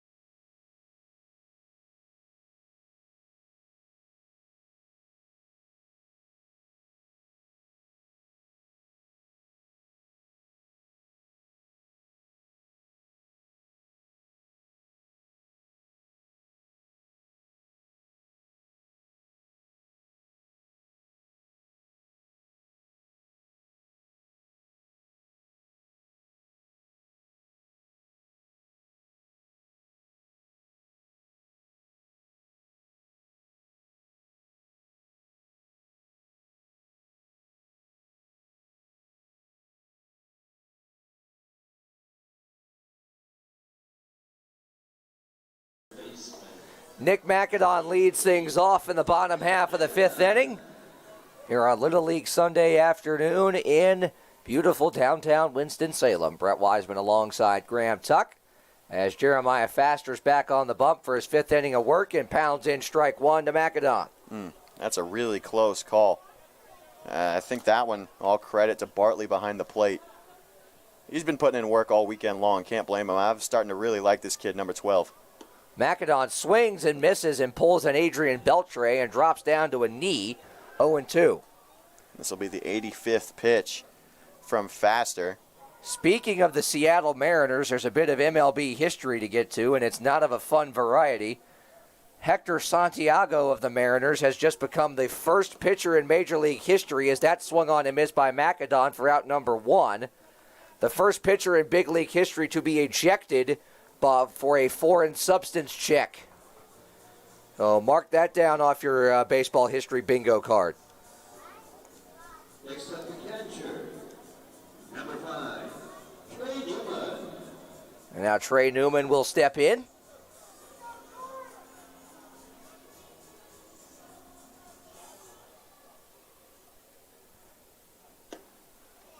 It's 1 for 2 on the day with a double and a... he is 1 for 1 on the day with a walk and then the single and a stolen base to his credit. He's behind in the count 0-1 and pops that one up. Should be playable, but it's right into the sun field in the middle infield. Good play by Rem to call that one off for the second out. And Faster doing his best Chase Locklear impression, at least in the first part of this game. Locklear was very efficient out of the gates, and now It's almost working in reverse. that's exactly what's happening.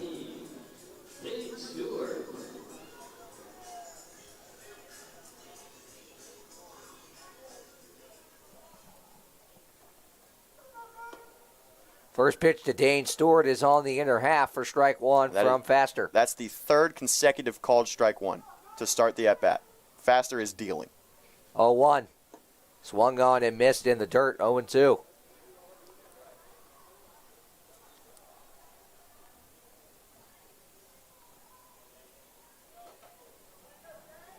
Behind in the count quick. Here's the pitch to Stewart, up and in, ball one. Get behind in the count right off the bat like that, it makes it even tougher. Here comes the 1-2.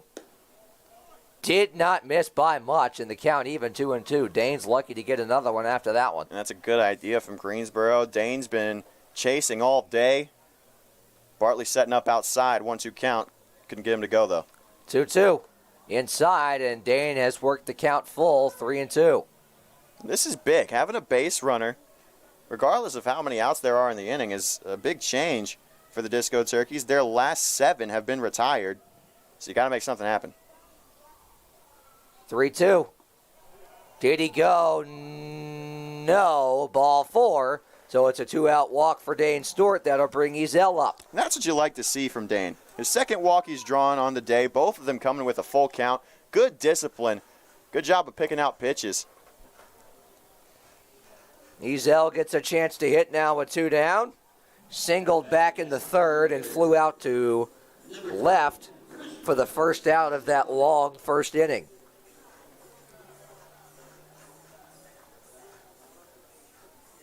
He's swinging the bat really well lately, especially this weekend. This could be the start of a rally for Carolina. First pitch to him. Swing and a miss. He chased it for strike one. Maybe trying to do a little too much right there. Yeah, he's gotten hungry after he got back into the lineup on Friday. Just narrowly missed a home run like we talked about earlier. He's really looking for the long ball. That's just not the pitch you want to do it on. 3-3 the score, and the 0-1 count is fouled off, 0-2. Every pitch that Ezel grabs a hold of, whether it's fair or foul, it's hard hit. It's solid contact. Every single time.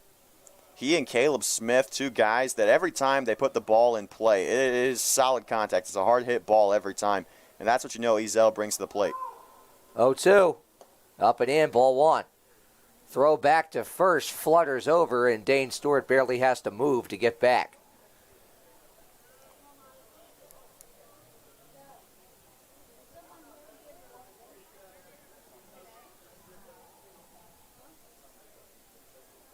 One, two. On the ground to third. This is a foul ball as it moves just to the left of the third base bag. And Ezel will see another. It's probably a good idea from Starbuck to let that one go foul because Ezel, he was moving down the line, especially for a guy that normally plays behind the dish or as the designated hitter. And we know why. He's got a big bat on him like we've talked about so many times, but very, very lucky that that one ended up foul because Ezel's probably beating that one out. And then you got 2 runners on, one of them in scoring position, with 2 outs for Keaton Westhoff. Ezel can reach. Westhoff is on deck. 1-2 coming. Swing and a miss. Big time fastball, and Faster gets out of it once again. He strikes out 2 of the 3. His string of consecutive retired ends, but he gets out of the 5th unscathed. We go to the 6th in Winston-Salem, tied 3-3.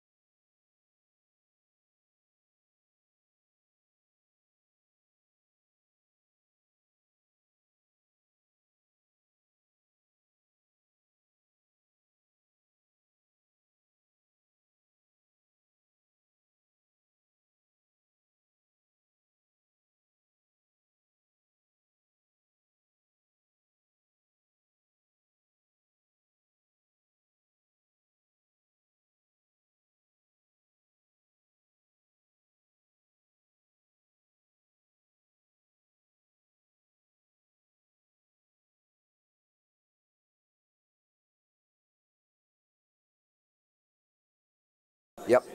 Hey, Ostentation Nation, visit the Foul Territory Team store today in order to grab all your favorite Carolina Disco Turkey merchandise to show your team spirit. You can visit the Foul Territory Team store at Truist Stadium during our next home game or at discoturkeys.com. First pitch of the sixth inning, a sliding stop by Bryson Beber and a great play by Scout Nichols to get over to the bag for a quick out number one. And we didn't even have time to mention that Bryson Beber, one of many defensive subs for Carolina in this half inning. He's got to flash the leather first pitch, but a good job by the new Disco Turkey first baseman. Beber's in at first, and then all three outfield positions have changed. Hawthorne, Davis, and Kohler have entered the ballgame. 5, 6, 7 due up.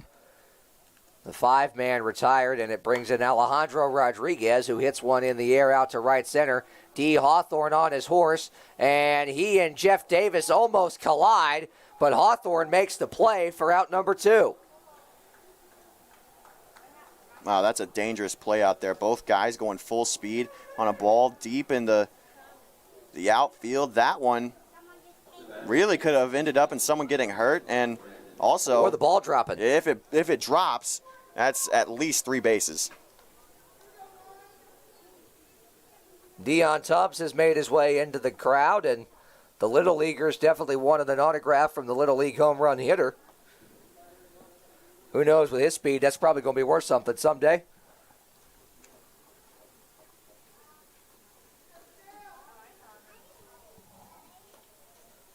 One and 0 is the count to McMillian, the DH for Greensboro. And that one misses outside, 2-0 from Nichols. And McMillian, the only difference in this lineup for Greensboro compared to Friday night. Eli Willen, the only man missing tonight from that lineup on Friday. And that one is on the outside corner for strike one, 2-1. And as we've talked about, that's a really touchy location for pitchers today. Outside corner to a right-handed batter. Scout getting the call that time. Here's Nichols' pitch on the 2-1. Misses outside, 3-1. It's a really big spot in this ball game. 2 outs, top 6, 3-1 count. And the momentum really hanging in the balance. It could go either way right now. Here comes the 3-1. Hitters count. And it's foul tipped into the mid of Conklin for strike 2. As we've talked about, this is the 4th separate time that A.C. Plum has gotten up in the Carolina bullpen. But with Nichols pitching the way he is, I don't know how you can take him out. He's now up to 25 pitches. That's outside ball 4 and a 2-out walk to McMillian. The second time he's reached via the base on balls. And that'll bring in Starbuck with 2 down. That's only the second base runner that Scout Nichols has allowed.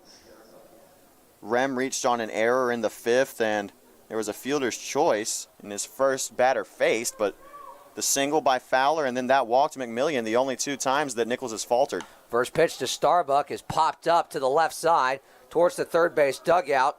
Macedon has a look, and it curves back towards the field of play, and Macedon cannot corral it, and it's strike 1. It's a tough play to make when it takes a dive back towards the diamond like that. Oh, it really is, especially when you're having to deal with the netting and the dugout fence all the way over there. Because you got to be cautious of, am I going to slip and fall in the dugout steps? Am I going to tumble over into the dugout? You're worried about so many things, and the ball can sometimes get lost. 0-1. In there, strike 2.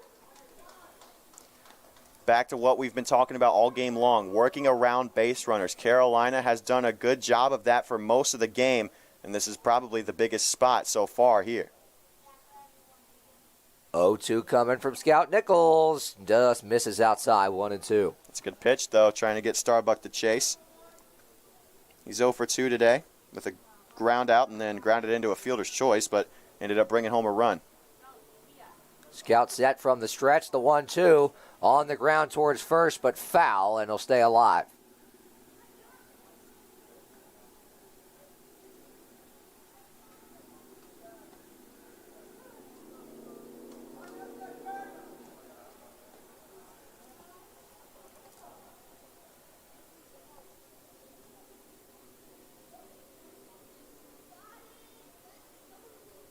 1-2. Misses down, and then 2-2. Throw back to first, not in time. It was close, though. McMillion's got to get a little bit more of a slide on that if he wants to be Got a chance to have close, fallen yeah. off the bag there. And you saw Beber hold the tag on there for an extra second or two. Here comes the 2-2 to Starbuck. On the outside corner, strike three called. Beautiful breaking ball gets the backwards K to retire the side. We are still tied in Carolina as we head to the bottom half of the sixth. And the Turkeys look to take the lead when we come back.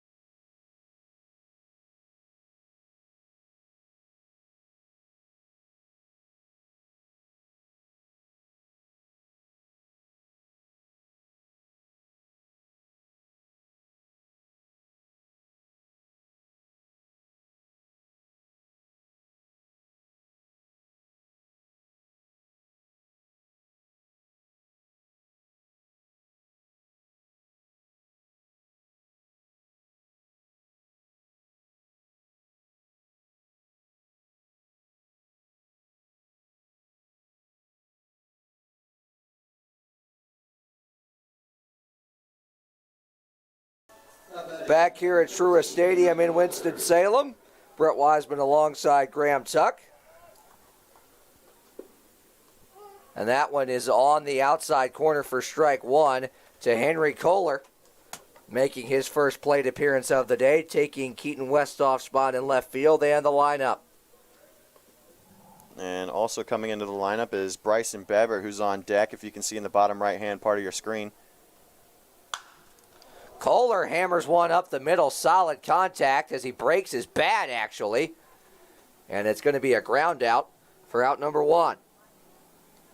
And Kohler was one of the guys who I said to keep an eye out for if and when he got into the ball game. A bunch of loud noises his first time up. See what the game has in store for him going forward. Next up, number 2, Bryson Bever.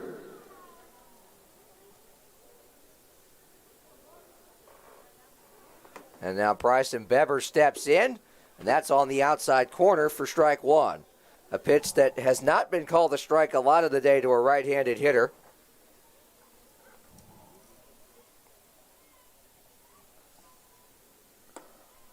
And that is again on the outside corner, strike two from Faster, who's now over 100 pitches.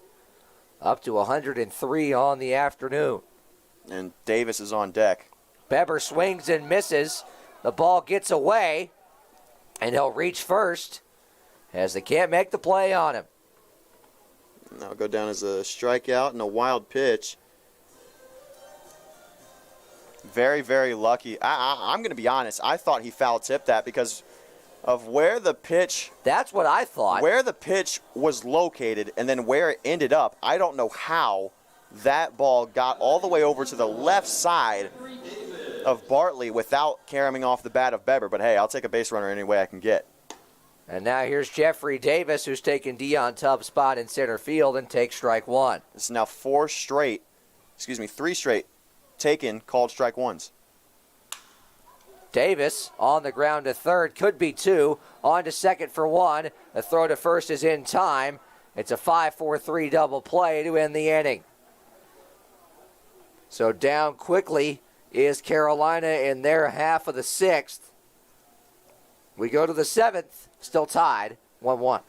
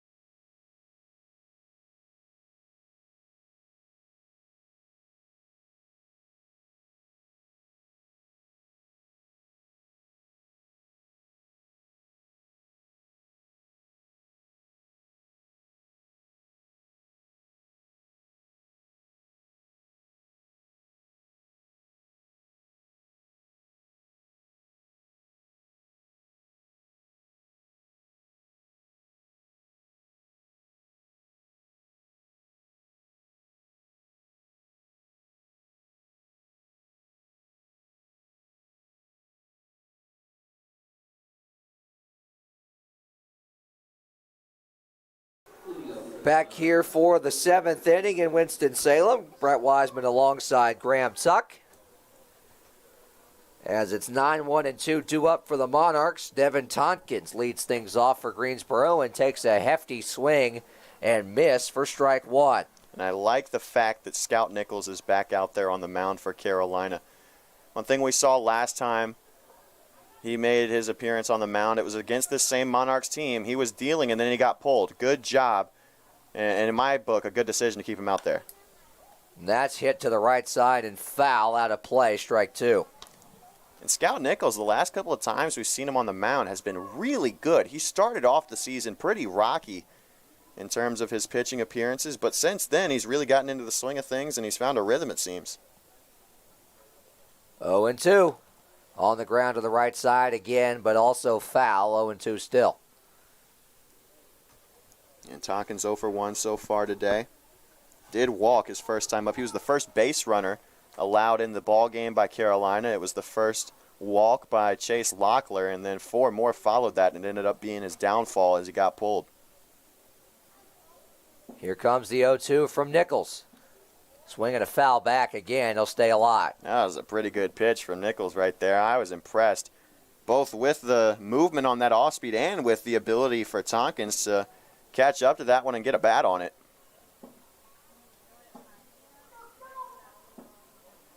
0-2 is the count to Scout Nichols. From Scout Nichols to Tompkins. That strike three called on the outside corner. That's 2 straight backwards Ks for number 11 in powder blue. I really love what I'm seeing from this kid out there. No action now in the Carolina bullpen. It's Scout's inning for the moment.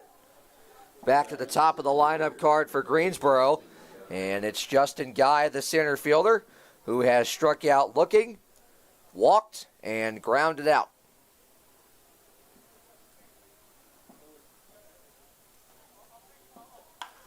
That's laced over to first, speared on a short hop by Bryson Beber, and he'll step on the bag, 1-3 unassisted for out number 2. Wow, this kid over here at first base is putting on a performance so far in this game and in this weekend. I can't count the number of times I've seen a great play over at first base from both Beber and Musser. Logan Conklin had a really good play last night in the top half of the 9th inning to get that to the bottom half. And that'll bring up Rem with 2 down. He reached on the error his last time. And grounds it back to the pitcher Nichols, who will play chicken and make the tag to retire the side. Stretch time in Winston-Salem. We got a tie ball game and a good finish coming. Stay tuned. Carolina coming to bat next.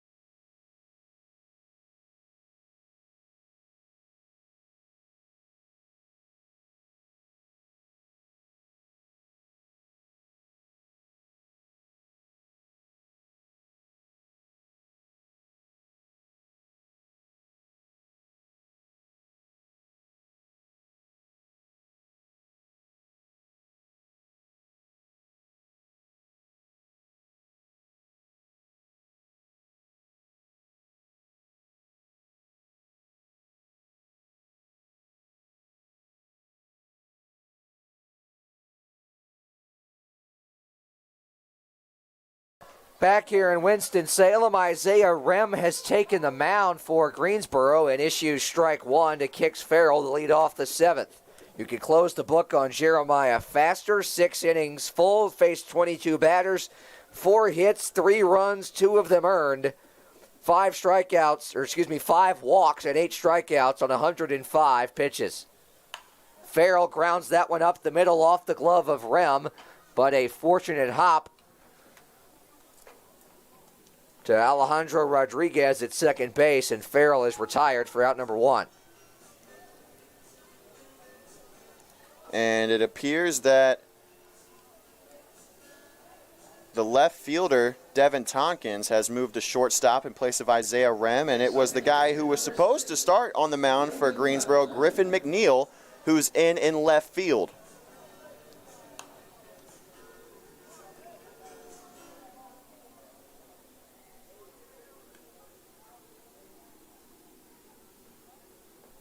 So we would assume, as that one misses up and in, ball 1 to Conklin, 1-1. We'll have to wait and see how the order turns over, but Rem just batted. That's in, 2-1. And if I had to guess, they'll keep the DH alive, but it will be transitioned to McNeil in left rather than the guy on the mound, Rem. Which would mean McNeil would bat in the 7 spot. And that is a strike on the inside corner. How, I don't know, but the count is even at 2-2. I apologize, I misspoke. I think they'll keep the DH alive and have McMillian hit for the left fielder, which is now McNeil. We'll get it figured out, we promise. 2-2. Up and in and behind Conklin, and the count goes full now, 3-2. And good job by Conklin to drop that bat head, because if it goes off of his bat, It's foul ball. it's either a foul ball or it could go into fair play. Yep. That's an easy out for Greensboro. 3-2. Upstairs, ball 4. Conklin is aboard via the walk once again. The second time he's reached via the walk. The third time he's reached base, as he was plunked back in the first inning. And that was the one in which he came around to score. And he was the last man to cross the plate for Carolina. That was in the first inning, and since then it's been a pretty dry day for Carolina at the plate. Nick McAdon trying to get it going after the 1-out walk. Takes outside, ball 1 from Rem. Well, the intensity since that first inning has kind of cooled down for Carolina, as the bats have taken their afternoon nap, so to speak. 1-0. That's in for strike 1, 1-1.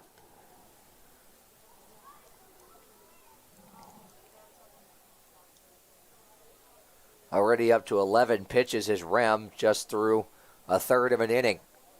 The 1-1. Up the middle, this could be 2. Fielded cleanly, step on the bag for 1. On to first, double play, inning over. So scored a 6-3 DP to end the inning. We go to the 8th, still tied at 3.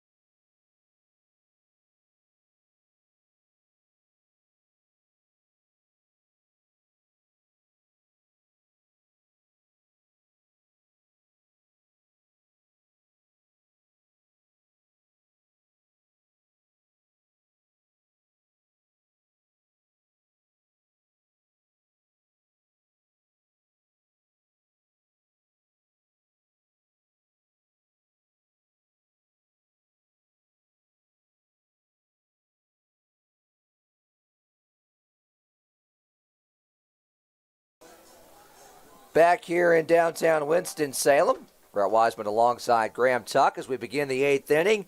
Middle of the order due up for Greensboro. It's 3-4-5, and Colin Fowler leads things off and promptly rips that down the left field line. Foul for strike one, but not by much. It's a really close call. That one might have skipped over the base in fair territory, but, you know, it's really a judgment call because it started out fair, and then it hit dirt foul, but it was beyond the base when it hit. So it's really a judgment call. It's where it crosses the bag is where that decision is made. And Nichols is fortunate that the call went his way. 0-1. That's hard hit up the middle. Fowler's really seeing the ball well, but it's fielded cleanly by Farrell, and a great stretch by Bryson Beber to record the first out of the 8th inning. That kid is playing some kind of first base. That's exactly what you need. In a game like this, tight ball game, you need somebody at first who can bail you out of tough plays, and Bryson Beber has done exactly that.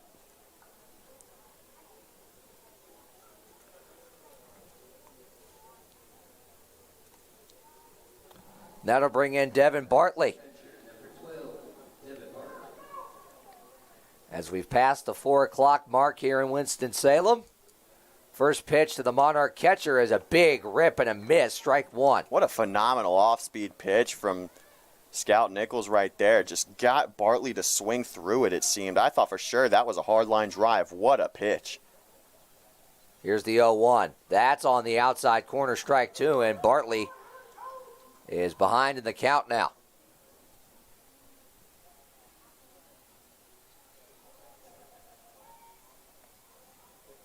Oh, 2. Lined into center field. That's going to drop in front of Davis, a base hit.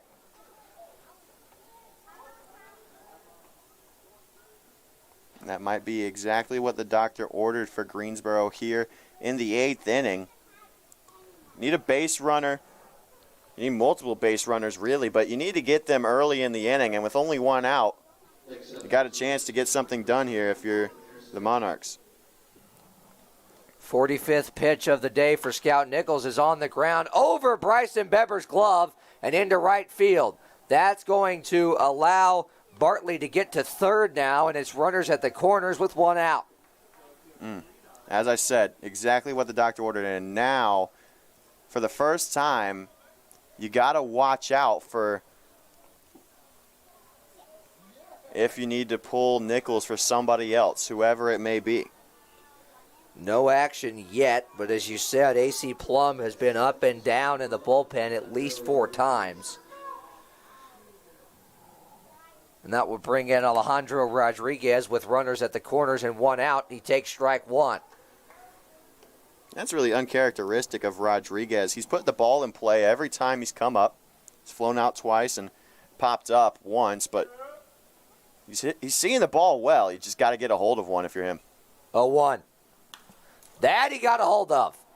Out to right. Hawthorne will get over and make the catch. Tagging at third is Bartley. The throw goes to second. Not in time. Oh, boy. That looked close. Really good throw from D. Hawthorne. But the more important aspect of it, it's a sacrifice fly for Rodriguez. And Greensboro has their first lead of the game. It's 4-3. That's the second sacrifice fly for Rodriguez in this one. It's his second RBI, and it comes in a big time yet again.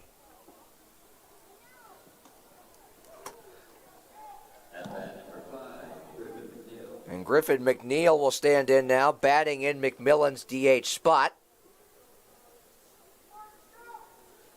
His first at-bat of the ball game. And that is hit to the right side foul for strike two. Banks Starbuck is on deck with 2 down.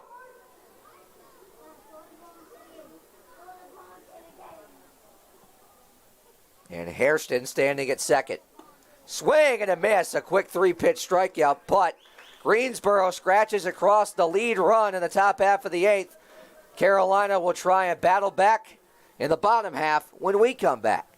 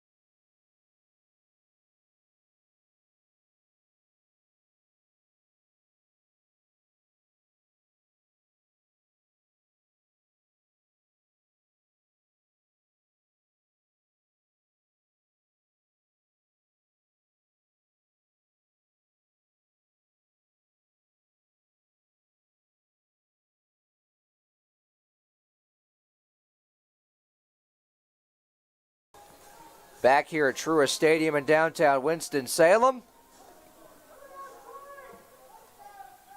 Trey Newman will lead things off for Carolina to begin the bottom half of the 8th inning. Rem back on the mound. First pitch to Newman right down the pipe. Strike one. Newman was our player to watch today. No better time to come through than right here. 0-1. Breaking ball on the outer half for strike two. It's a great pitch from Rem. Nothing you can do about that if you're Newman, especially if you're sitting fastball. He's 1 for 3 today. Be a good time for hit number 2. 1 for 2. Excuse me, 1 for 2, yeah, the walk. 0-2 from Rem. Inside, 1-2. That's a good job by Newman to hold your ground right there. Need base runners any way you can get them, even if it's taking a tough pitch off the forearm. Really selfless play there from number 5.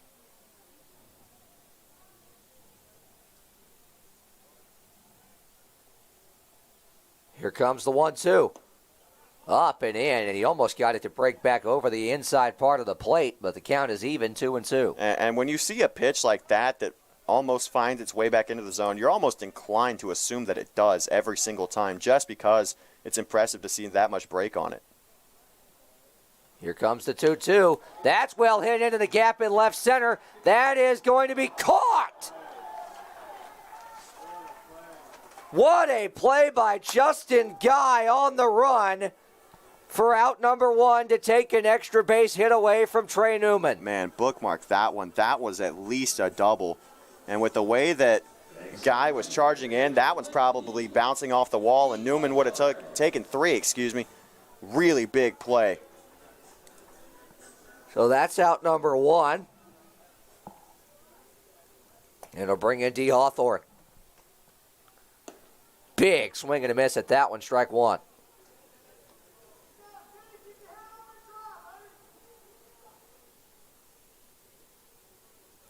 See if D can find a way here. Takes upstairs, ball 1. He could very well tie this thing up with one swing of the bat. And Caleb Smith is on deck for Christian Ezel. 1-1. Oh, that plunked him.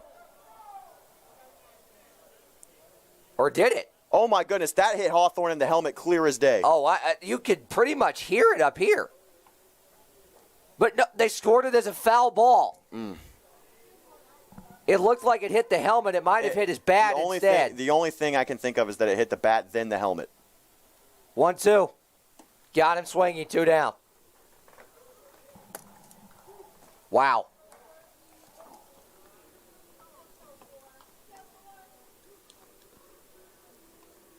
So a quick 2 outs, and on comes Caleb Smith. Except the DH, number 4, Caleb Smith.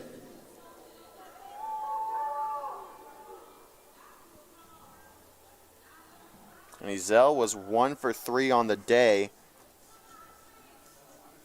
until this point. Smith batting for him. Pitch to him is in there for strike 1. And Smith's a guy where pressure doesn't really get to him, so watch for that here. He's come through in big situations multiple times for Carolina already. And this is a big one in the rubber match of the weekend series. 0-1. Misses in the dirt to the backstop, 1-1. And Henry Kohler is on deck as you see him run out to pick up that ball that got away from Bartley. And then Bryson Beber on the dugout steps behind him, should both of those reach. Bever's been swinging a hot stick. 1-1, flared out to right center.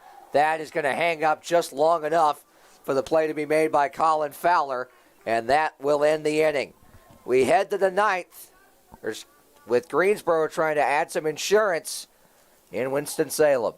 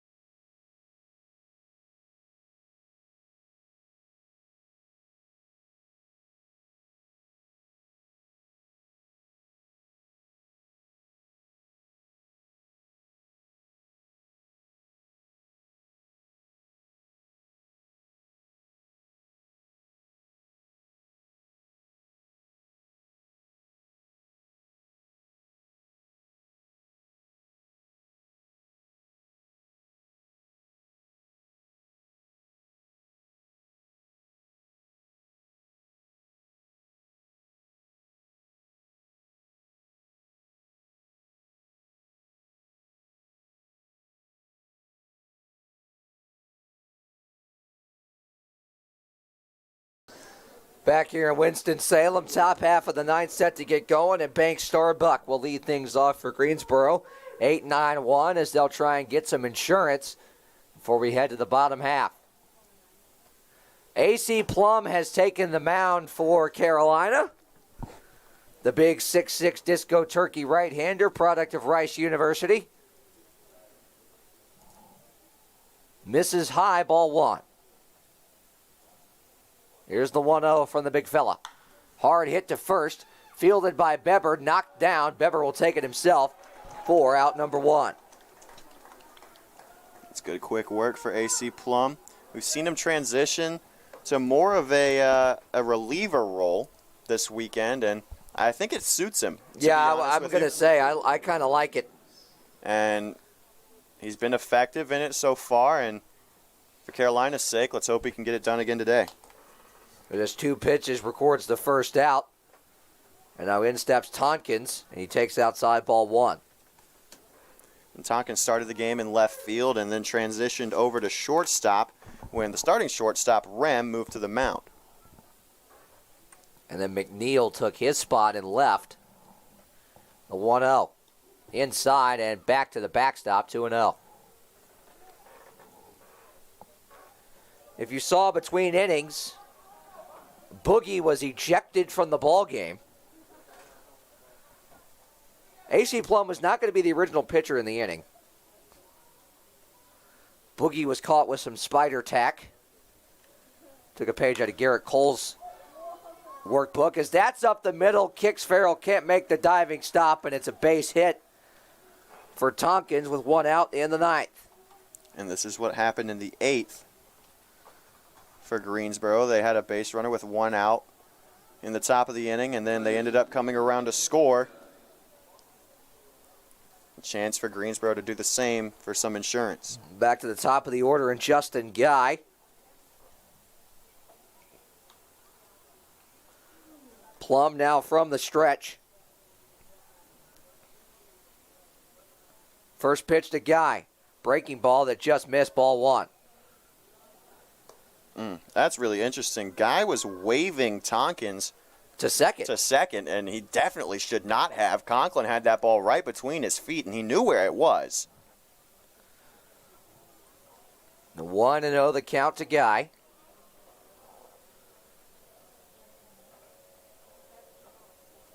He's going. The pitch is behind him to the backstop, and we'll credit that a stolen base and a wild pitch. Plum's got to get himself together here. Runner in scoring position, 1 out, double play ball. Not an option anymore. You got to pitch for the out at the plate now.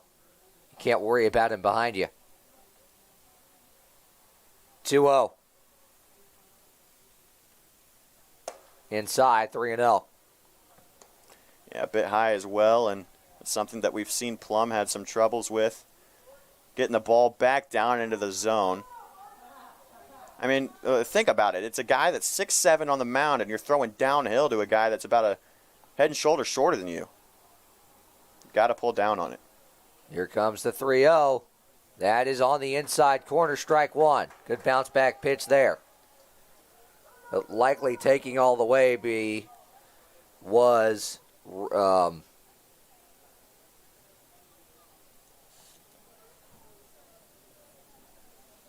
I would say.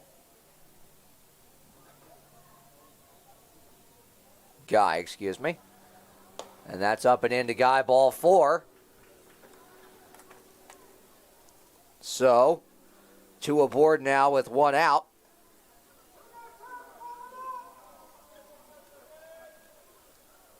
First and second. And now in steps Rem, who's going to hit for himself.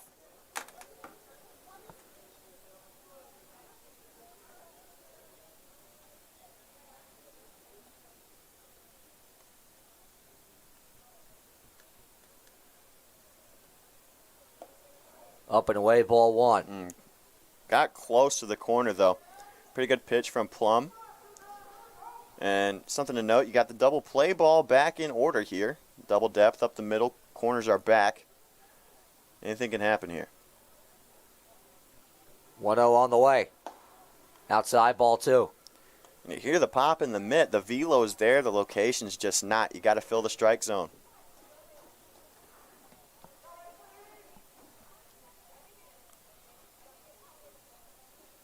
Plum from the stretch.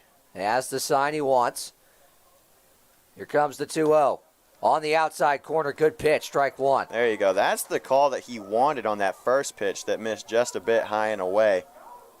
Good job from him to get it there. And for Rem, you got a chance to help yourself out here. A base hit's probably going to score 1, and you give yourself an insurance run on the mound. 2-1. Outside, 3-1.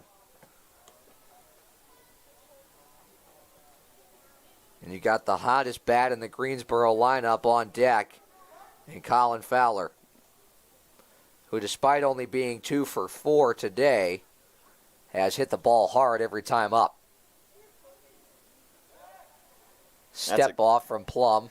That's a good move from Plum there, too, because Tompkins was getting a little bit too comfortable out there at second. Nobody really holding him on, and Plum hadn't been mixing up his looks either, so a good job.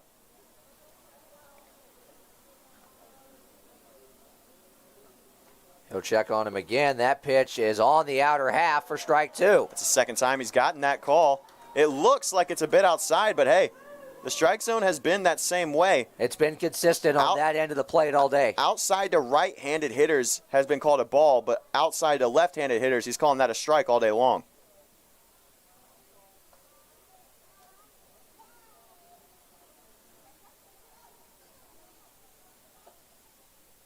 Here comes the 3-2. On the ground.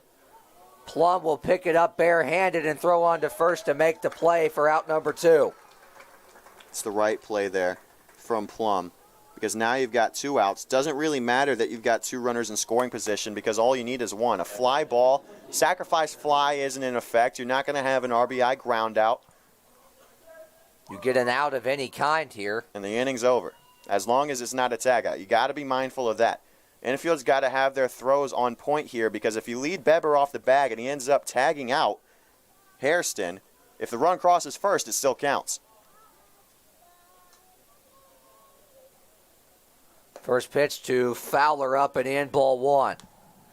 It's a big out to get. For Plum, that's a spot he's been hitting against left-handed batters, but to a righty, you can't throw that ball there. It's going to run in and hit somebody, and you're going to have the bases loaded for you. And Bartley on deck is not the guy you want to mess around with either. 1-0 inside, ball 2.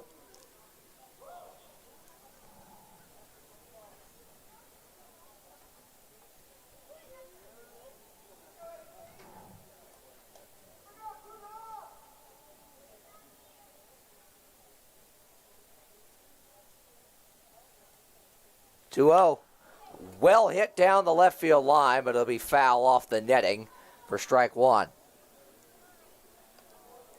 And Plum's got to shake that pitch off real quick. You end up hanging one that the guy at the plate gets a good hold of. You're very fortunate that that's a strike and not a 2 RBI double. Got to make sure that you erase that one from your memory very quickly. Just focus on the fact that you're back in the count. You got to go get him right here. You got to come after him, but you can't leave one over the plate to this guy. You know you got the swing and miss velocity on the fastball. Why not go for it? Here comes the 2-1. Breaky ball, beautiful on the inside corner, and that's a big strike 2. Well, hey, I'll take it however I can get it. Strike 2, fastball, off speed, I don't care. Just get it in the strike zone. Anything can happen right here. You got to get an out. 2-2, 2 on, 2 out. Here it comes. Swing and a foul tip back. Wow, that's a great job by Fowler at the plate.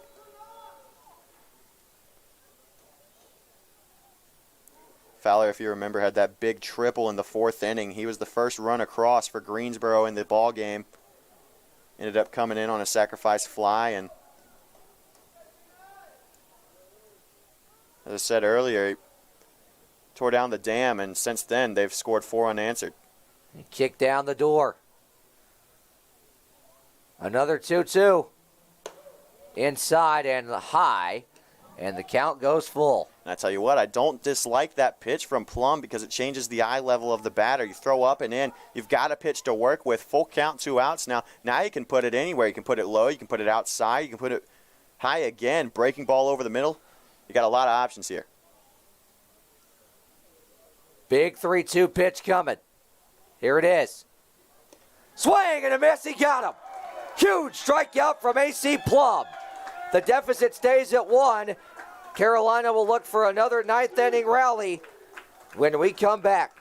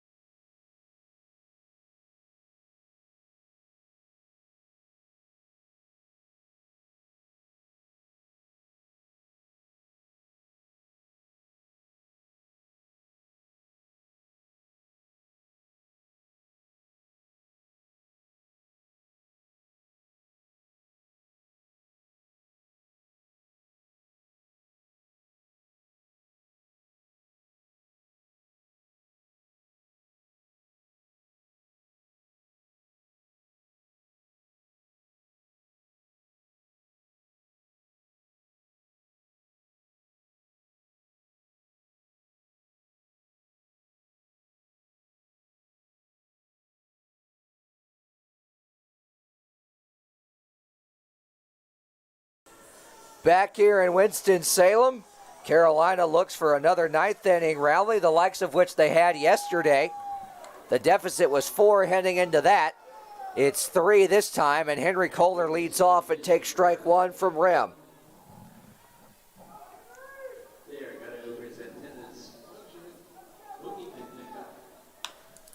Kohler on the ground to third. Fielded cleanly, the throw to first in time, and it's a quick out number 1. And Kohler not really able to bounce back off of the good night that he had yesterday as well as 2 nights ago at the plate. Delivered a big hit with an RBI last night against Boone to bring in the 3rd run. 3rd and final it ended up being, but couldn't do the same here to start the rally. The rally caps are out in abundance here in the crowd at Truist Stadium. And the rally caps are on plural on Chase Lockler's head. Beber in the air to center. That's playable by Guy, and it's out number 2. Carolina's putting the ball in play. They're just not finding holes.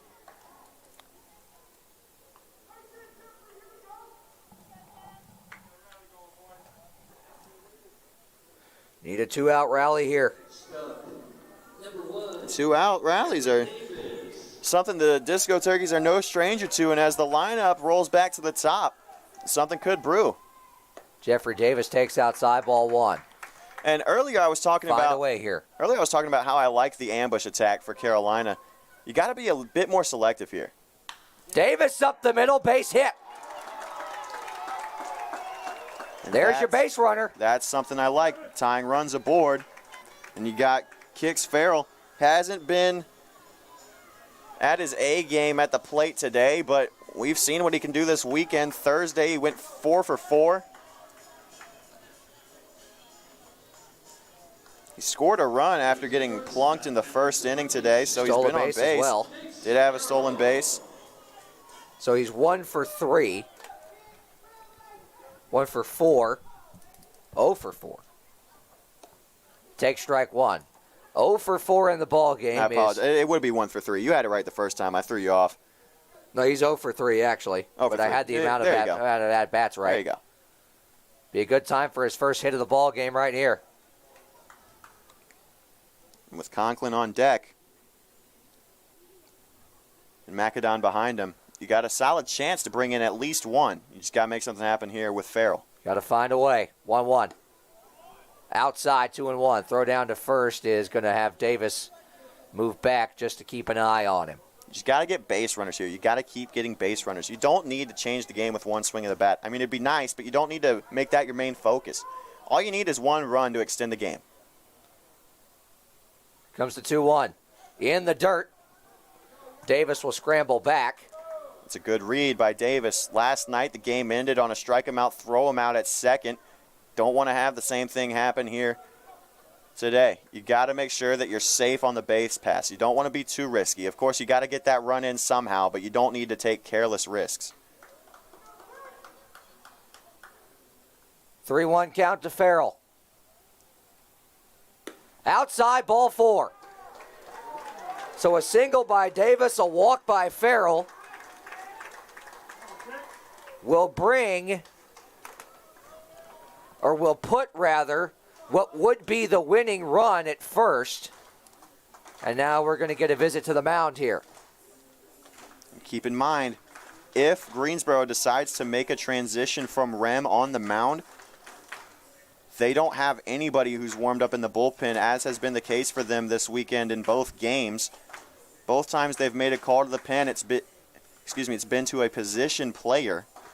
Rem playing at shortstop in the first part of this game.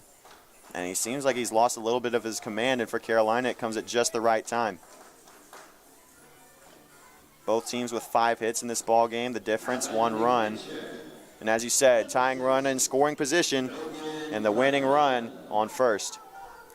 And the right guy at the dish in Logan Conklin. Infield playing at double play depth with 2 down. Takes outside, ball 1. I'll tell you, that's a little bit of inconsistency at home plate and past at-bats. That's been called a strike outside to right-handed hitters. 1-0. Ball 2. Now there you go. That is the exact same spot as the pitch before. Got to make the same call 2 times in a row. Ram working quickly from the stretch. Here comes the 2-0. Outside, 3-0. Throw down. It gets away.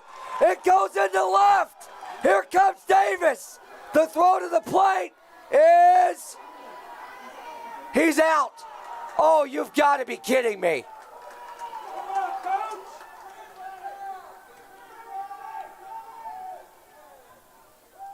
Davis is tagged out. The throw went up the line. And that is how the ball game ends. Wow. It's like I said. It's like I said when Davis was on first. You got to get that run in, but you don't need to take careless risks. You already had the advantage in your favor that you were about to get the tying run on third base after that throwing error from Bartley behind the plate. There was no need to send Davis all the way in to score on that throw. And you saw Davis was hardly halfway down the line by the time the throw got in. Well, that'll do it for us here from Winston-Salem. The Disco Turkeys drop the final 3 of the homestand and fall 4-3 to Greensboro. We'll be back with you this week from Thomasville and then all next weekend.